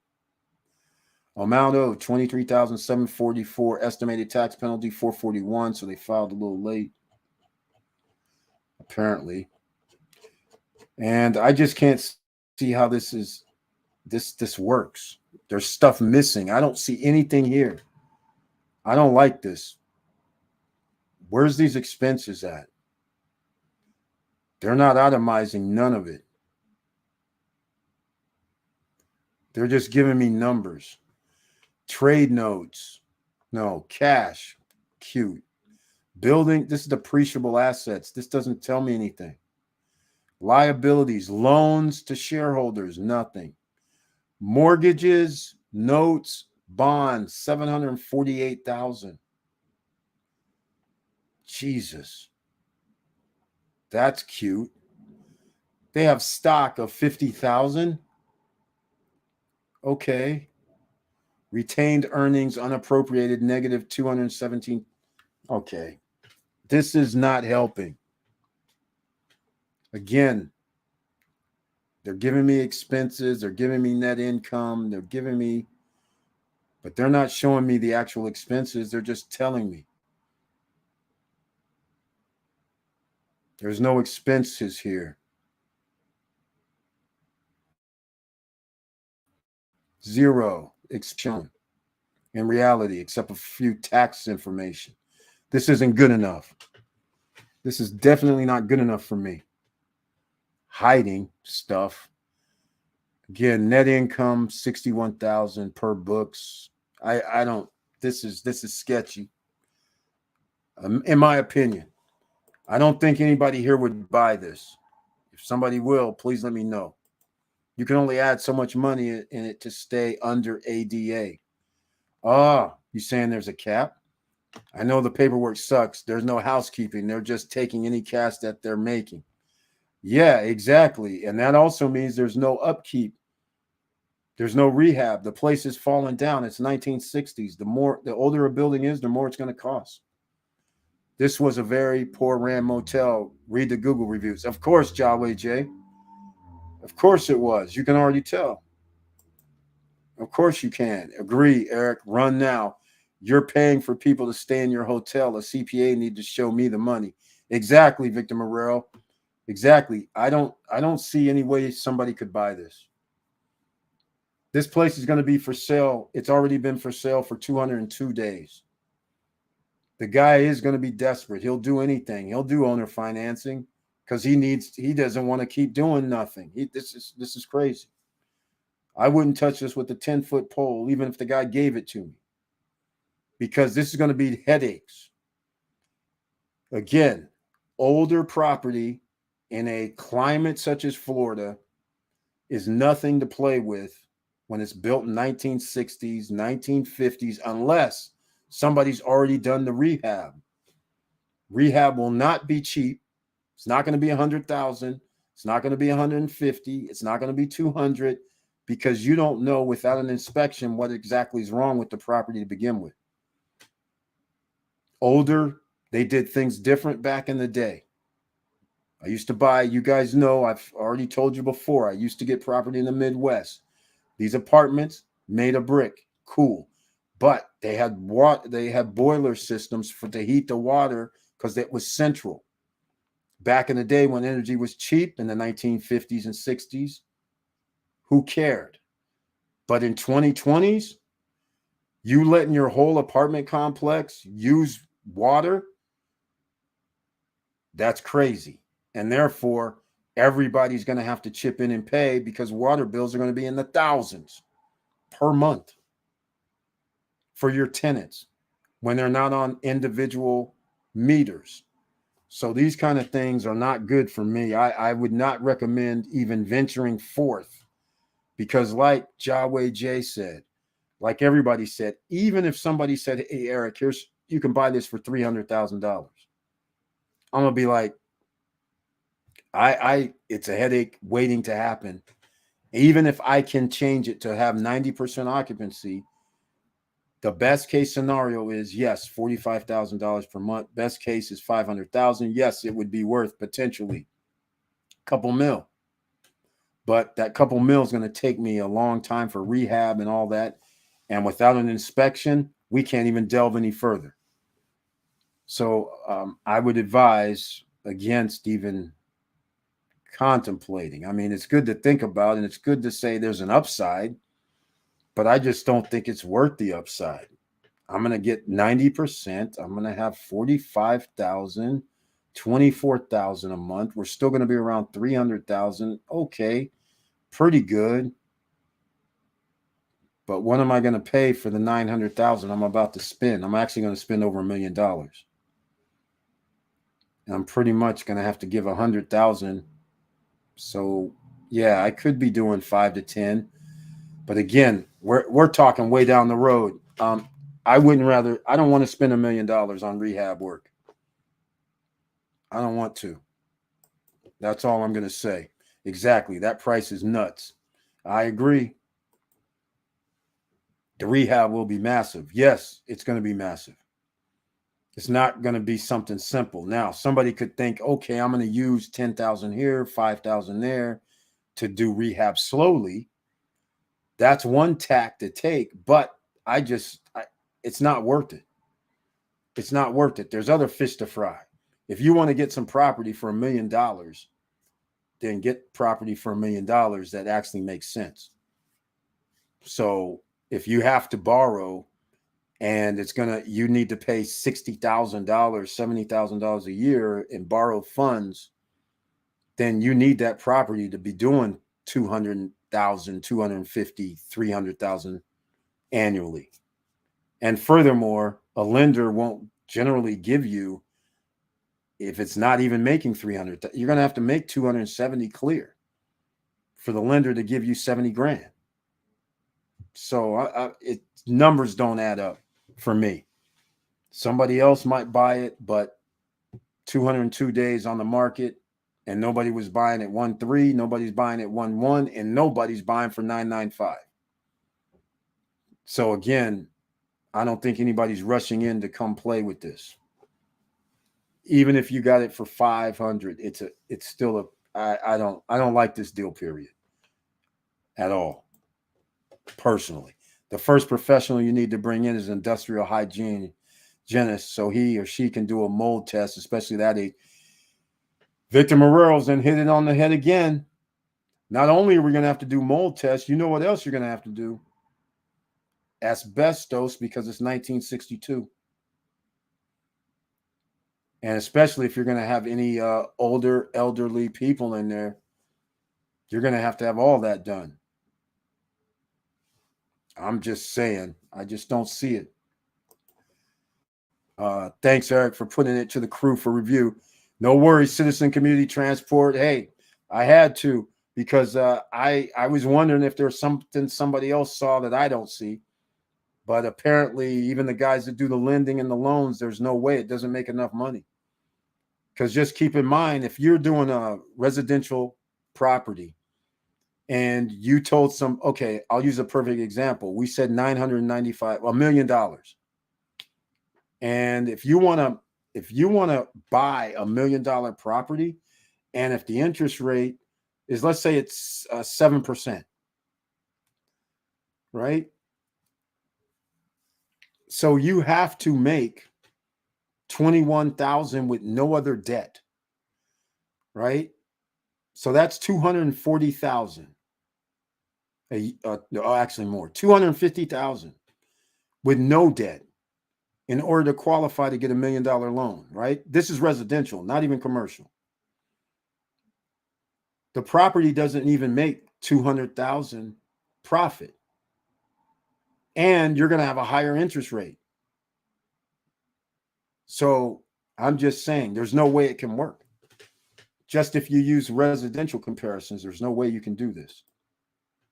This place cannot be rehabbed. It needs to be broken down completely. I think that's what would happen personally. For $1 million, you can buy 8 to 10 condos in the DR.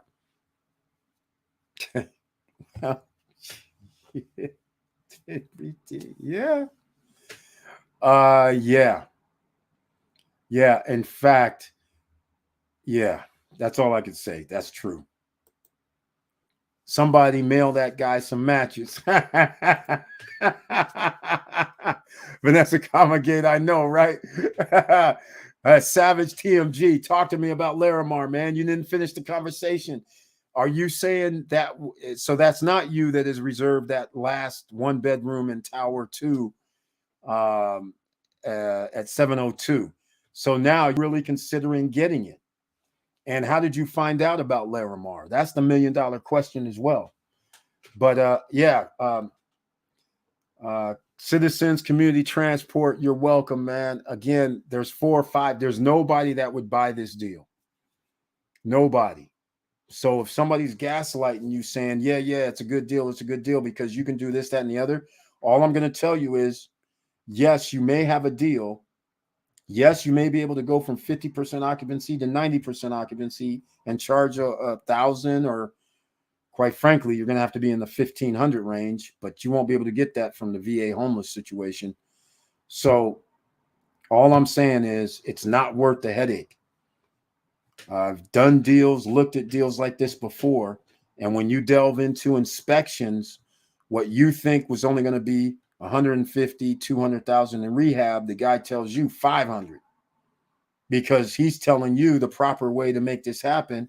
And nobody's going to give you an after rehab value loan. They're not going to sit here and say, okay, you have 50% occupancy now, and then turn around and say, yeah, we're going to give you 1.5 million because you need 500,000 in rehab. But see, that extra 500,000 costs more money. Now you're not making, well, they can't give you the loan because you don't make enough for 1.5. So they can't even do that. So it's just, this is not even worth, it's not worth even delving into. It's not even worth it. I did a $7.6 million video for a apartment complex. It was 25 units out there in Arizona. And I don't know if anybody bought it because they like lower cap rates. Because a lot of people fool themselves and go, I'm going to do cash on cash return, meaning, okay, I put down 400,000. I bought it for this. My return is 10% is 40, 20% is 80. My return is 120,000. So I got a 30% return on my money that I put down. Okay, that works if you're using your money and you don't have to get a loan off of it. But if you had to put in 300, 400,000 and get a loan on that, now that means you owe somebody around 40 to 50 to 60,000 a year off of that profit. That changes the whole dynamics to the game.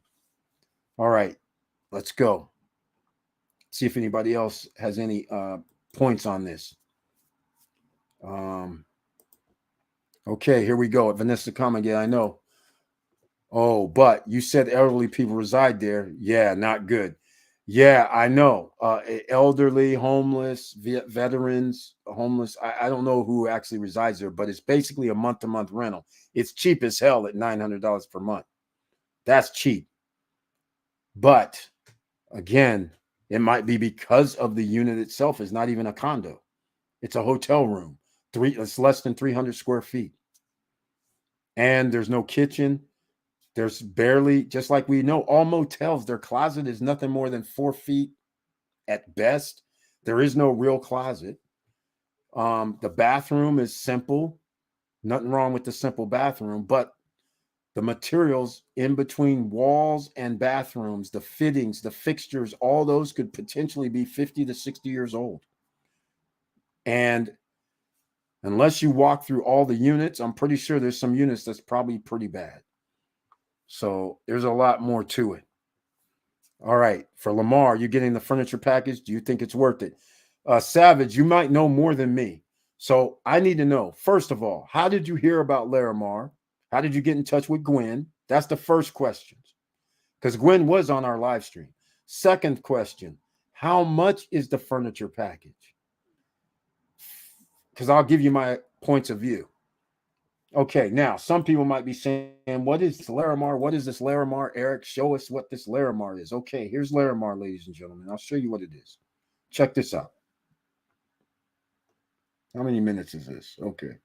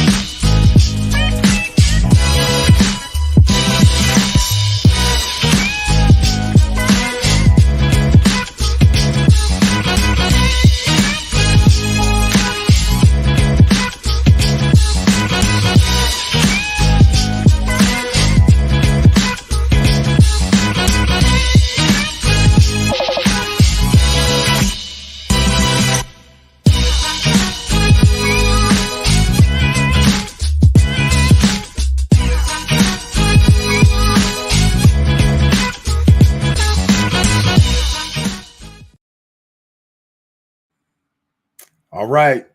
There you go. In case you don't know what Larimar is, this is in Punta Cana, Dominican Republic. No credit check, no qualifying, no barriers to entry. You put down 10%, and then over the next 2.5 years, you put in the additional, I think it's 30%. I can't remember. I don't know if it's a 10-20 or 10-30. I can't remember off the top of my head. But nonetheless, that's the deal.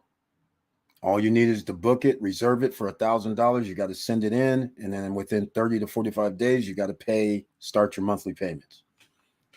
While they're building it, you're putting your skin in the game. All right. So, anybody think they can make a deal with that multifamily? So far, nobody has said they can do it, but we'll see. For Larimar, you get in the furniture package. Do you think it's worth it? Let's see. It is not reserved. He blocked it for me. I'm going to reserve T4 tomorrow. I came across Larimar doing my research on pre-construction and DR. Very cool, Savage. It is not reserved. He blocked it for me. Oh, so you're the one that was going to buy it for $112,900.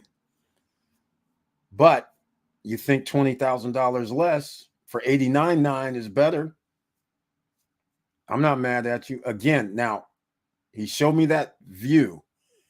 I'm not co-signing on that view for a 1-bedroom. I am not co-signing, because just like I told him, I said, hey, man, if these buildings staggered? Because if they're not staggered, this 1-bedroom should be sitting exactly in the middle behind tower 4. So it's tower 2. I said, now, if these things are like, let's say 60, 70 yards apart, then yes, I see where somebody could actually see it, get a partial glimpse between buildings. But if we're like 100 feet, 200 feet, I don't see how you're going to be able to see around buildings in the 1-bedroom, because it's not on a corner. So very interesting. But that would be the difference, quite frankly. And if you were going to buy a 1-bedroom for $112,900 in Tower 1, then you should just move up to a Tower 2 for $118,900 and get a 2-bedroom. It's $11,200.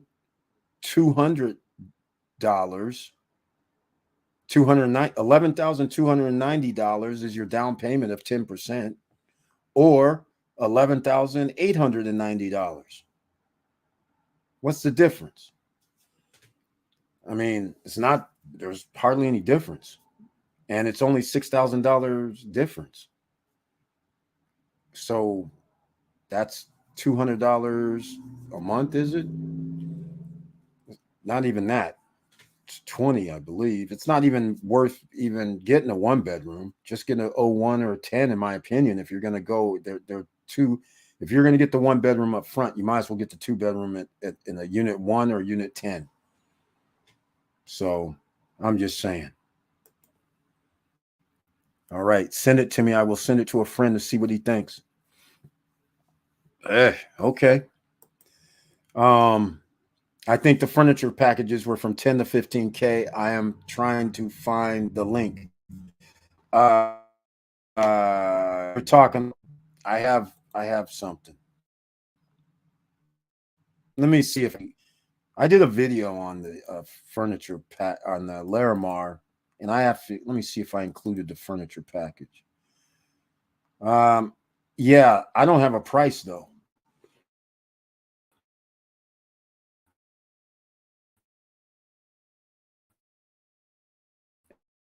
And then I because 2.5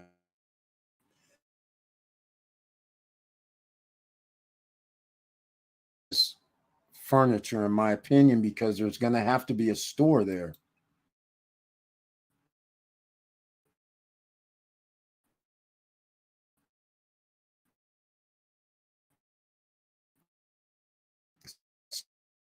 And that's going to, so here,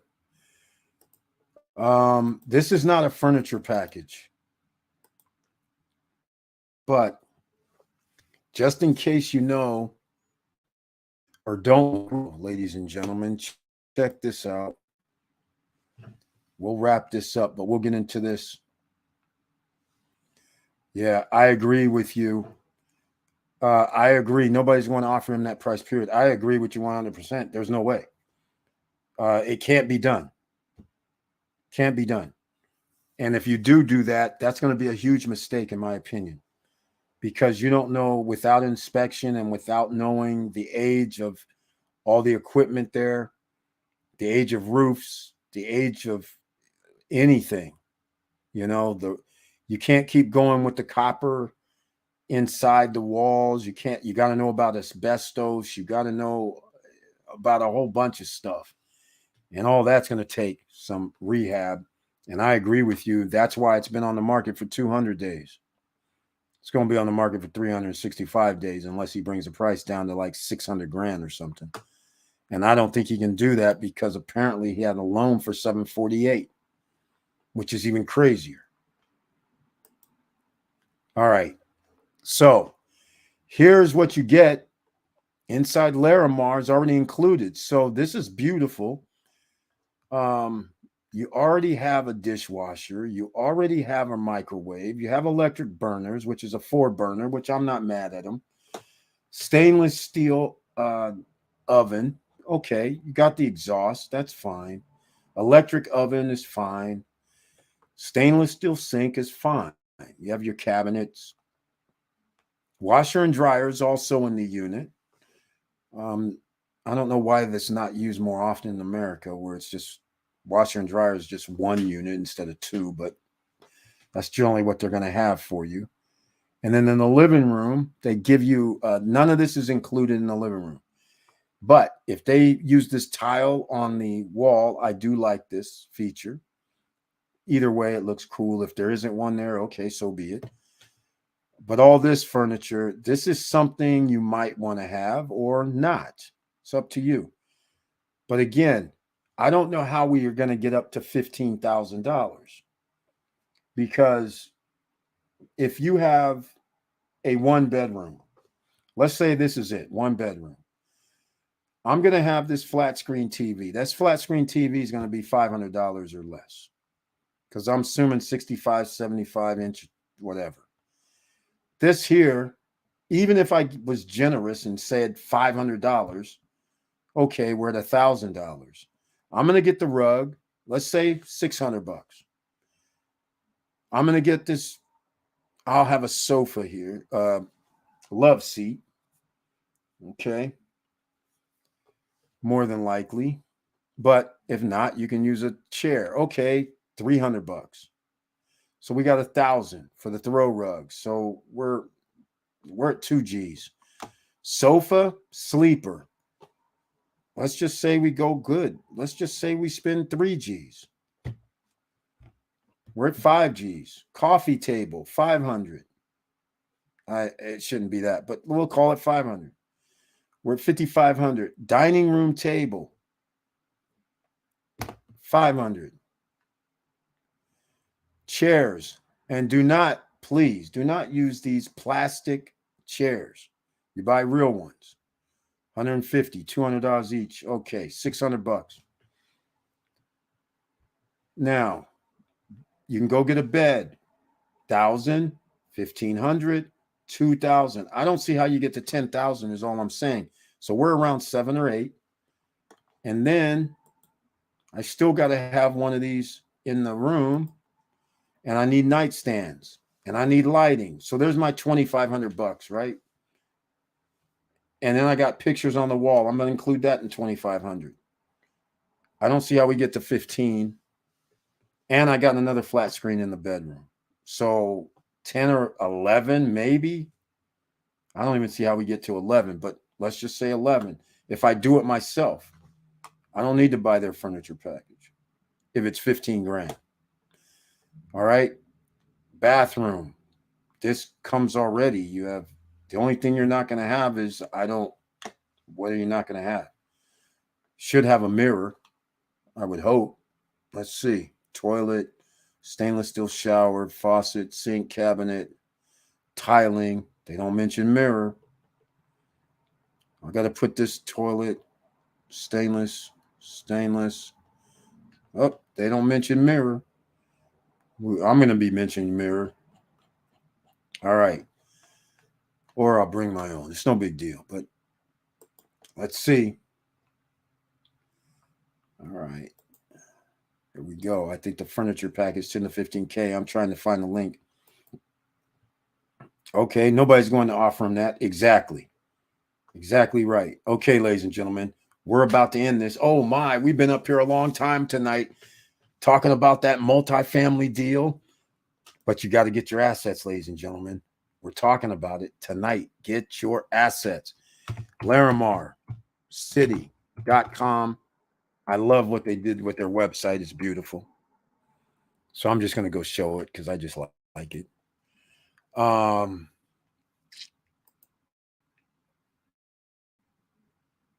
There you go. Savage.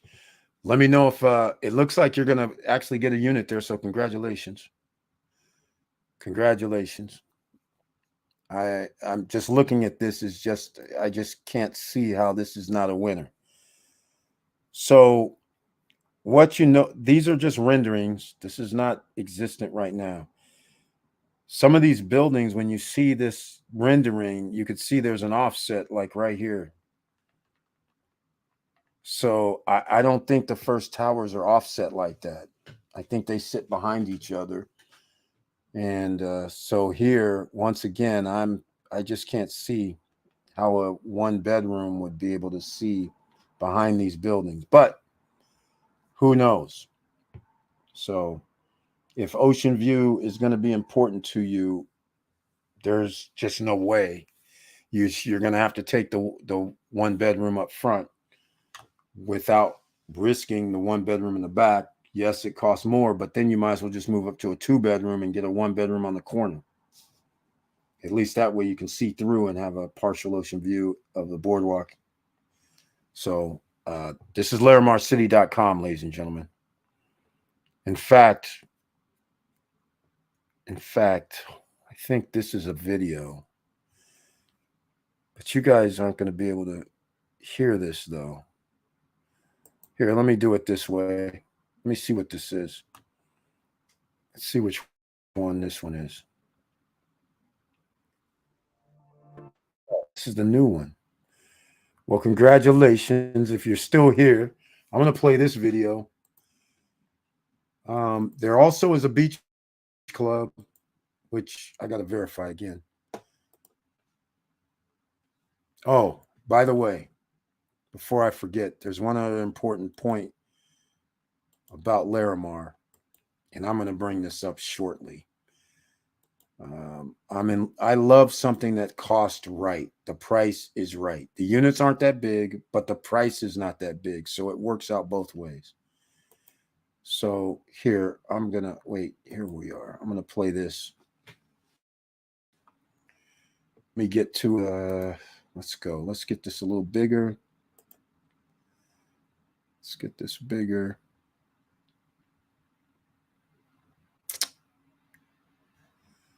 Did I hit something? Yeah, that looks like. Oh, we got us on the screen. How nice is that? All right. All right. Hold on now. Let's get to it. Let me share this so we can get started.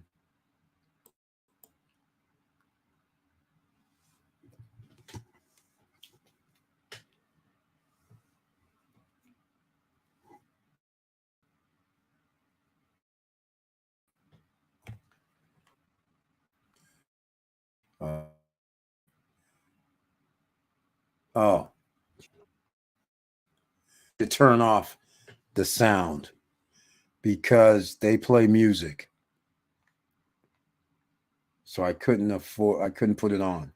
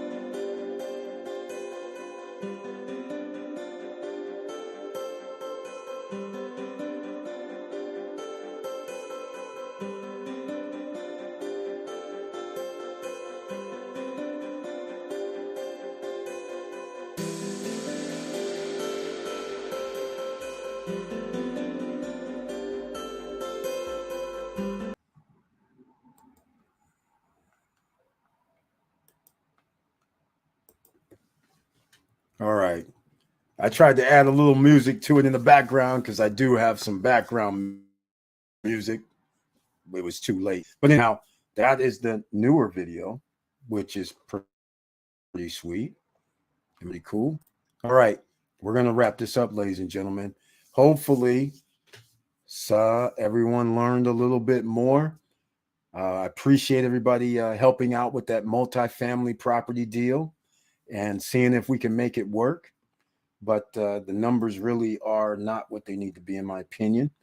Thank you for everybody that was here tonight. And I appreciate all the feedback. I appreciate everything. I love you guys. I appreciate your support. Everybody with the icon. Not only are you supporting by being a subscriber, but being a financial member of the channel. Thank you so much. And remember, you guys can always join me on the screen and discuss anything you want to discuss, or anything in the chat room you want to talk about. Members of the channel, you can always email me, support@stopstrugglingnow.com as well. And subscribers, thank you so much as well. But make sure you smash the like button. Make sure you have the all notification bell clicked, and share the videos, because you never know who you're trying to help out here. Some people may not even know SVB Bank is under FDIC control and not even know that their money's locked up. They might not know anything about it. So once again, and I'll see you guys on Monday. And guess what, Savage? Guess what, Savage TMG? Gwen is going to be on Monday night or Monday evening. I don't know if it's going to be 7 p.m. Eastern time or if he's going to be on the 8:50 p.m. Eastern time show, but he's coming on Monday to discuss Larimar because, ladies and gentlemen, after this weekend, these guys are averaging 15 to 20 sales a weekend for Larimar. Just think about this. They don't even have it full throttle yet because all the realtors are selling mostly other projects, not even telling people about Larimar because the prices are still right. I can go to Vista Cana. Yes, I can buy at Seven Palms, a one-bedroom for $79,000 across the street from the beach. This is true. But there aren't too many of those projects. But the problem is, if I tell somebody about Seven Palms, yes, if I'm a realtor, that's cool. But then I tell them, hey, I have something out here at Larimar that's also a one-bedroom and it's $89,900. That gives somebody choices, and they might say, well, wait a minute, I'll go out to Larimar. And not everybody wants to sell Larimar for some strange reason. So all I'm saying is there's other opportunities, but Larimar tied for number one with Cruise on Land, in my opinion. All right, so we'll see how that goes. All right, I'll see you Monday. All right, Savage TMG, Monday, 8:50 p.m. normal time, or sign up for the newsletter. It's in the description box down below at the very bottom, because that way you'll know if it's going to be 7 p.m. Eastern, if he's going to come on, which he didn't tell me tonight. He just said, let's do it. So I know he's coming on Monday. I just don't know if he wants to do early or our normal show time at 8:50 p.m. Eastern time, because they're an hour ahead in the DR. So that would be 9:50 p.m. at night if he wanted to do that. Or I said, well, you can do it at 8 p.m. But we'll figure it out. Just pay attention because we'll be doing it. I talked to a few realtors in DR. They haven't even heard of Larimar. This project is going to explode in the next few years, in my opinion. Savage TMG, you are exactly right. That will be next year. We're in March right now. We're going to have roughly another 400,000 people coming through the turnstiles at Punta Cana Airport this month. But those people are coming to party. Then in the summertime, you're going to have some more people coming who will be actually looking around a little bit, but you're not going to have a lot of people looking for property in the summertime. Then when next year comes, when it starts to be December and January again, and actually the fall, November, people are going to be looking around and they're going to be like, you know what? we better get this because last year this was 89.9 for a one bedroom and it was 120, 119 for a two bedroom. These things are now 150, 160, and a two bedroom's like 180, 190 is my prediction. And all of a sudden there's going to be a frenzy. And especially when people find out, oh, in case you don't know, ladies and gentlemen, I'm going to give you something else. Everything's included at Larimar. I forgot. Most important. Free access, sports courts, shopping village, which is okay. Central Park, that's inside Vistacana. Fitness and gym, ladies and gentlemen, just what we talked about. Swimming and water sports because of all the boardwalk. Restaurants and bars on the boardwalk. Playground, and of course the theater and mall center. Green parks. Okay, that's something. Now, and the downtown is an added feature as well. What's not in here is the amphitheater, but it's okay. That's not really free access. Hospital, college, golf course, clubhouse, wellness center, there will be a cost. There will be a clubhouse at the golf course, and the clubhouse is going to have spas and things like that as well. But there's a wellness center also in the complex that you're going to have to pay. When you go to a spa, you pay. So that's not going to be included. But the sports complex, the fitness and gym, the swimming and the water sports, all the man-made beaches and areas, that's included. No additional cost. The playgrounds for the kids, theater obviously costs. Mall, you're going to pay when you go to the mall. And there you go. All that's included, ladies and gentlemen. All right. On Monday, we will all be on the same time with the DR. Yahweh J, is this true? Cool. That's a beautiful thing because then I don't have to say I'm an hour ahead, hour behind. This is great news then. So he's either going to be on 7:50 or 7 p.m. Eastern time or 8:50 p.m. Eastern time. I just don't know yet. So stay tuned, ladies and gentlemen. Pay attention on social media. Pay attention on your newsletters. And Miguel, Army retired. Welcome to the SSN Nation. Friday night live stream with the icon next to your name. He says, God bless SSN family. We will have the same time as DR on Sunday. Thank you so much, Miguel. And Yahweh J already mentioned it. Thank you so much for that. That's great news. So then I'm going to have to tell him what time he wants to be on, 7 p.m. or 8:50 p.m. That's good. So, but anyhow, Larimar, it'll be on Monday with Gwen from Larimar, selling it, and they have new information. I still am tripping off the fact that he sent over a plan for the rental, and I still am tripping because he gave a one-bedroom price of $90 a night, a two-bedroom price of $110. That's giving a return of over 14%, roughly 14.3 or 14.7 for the one bedroom, and it's giving a 13.78 return on a two bedroom with 65% occupancy. Not even 70, 75, or 80, 65%. They're using that number, and that's the ROI. That's with expenses. That's with 25% management fee. You take away the 25% management fee, you're over 20%. Right where you want to be, right where I love the sweet spots. So that's what I love about this. So everybody now knows what you need to do. If you buy a property for $120,000, all you have to do is make 110 and you're going to be at 13, 14. And if you do not have management and you can get away with a 5% fee, you'd be at 20% straight off the first year. That's doable. 110 is reasonable, especially in a complex like Larimar. In fact, any complex. They're getting it already in 2023. What's going to happen at the end of 2025? Rates should be higher.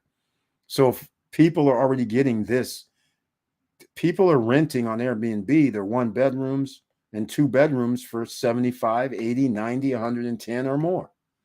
So this is all reasonable. It's not out of line. So I got to love that. All right, ladies and gentlemen, let's wrap this up. As I said before, please like, subscribe, and click the bell below so you get the latest updates. And I know it's hard out here, but that's why we talk about no barriers to entry, no qualifying, no credit checks, and you're going to be good to go. And that's why we talk about pre-construction. That's why we talk about getting stocks and bonds and other asset classes that you're going to need. You're going to have to keep buying them, ladies and gentlemen, because you need a return on your investment. Nobody's coming to save you out here, and you're going to have to be the CEO of your life, no matter how you slice it. All right? And with all that said, if you ever have any questions, you can always hit me up at support@stopstrugglingnow.com. And I love all of you and thank you for your support, and I appreciate it immensely. So always keep your head up, keep moving, and I'm out.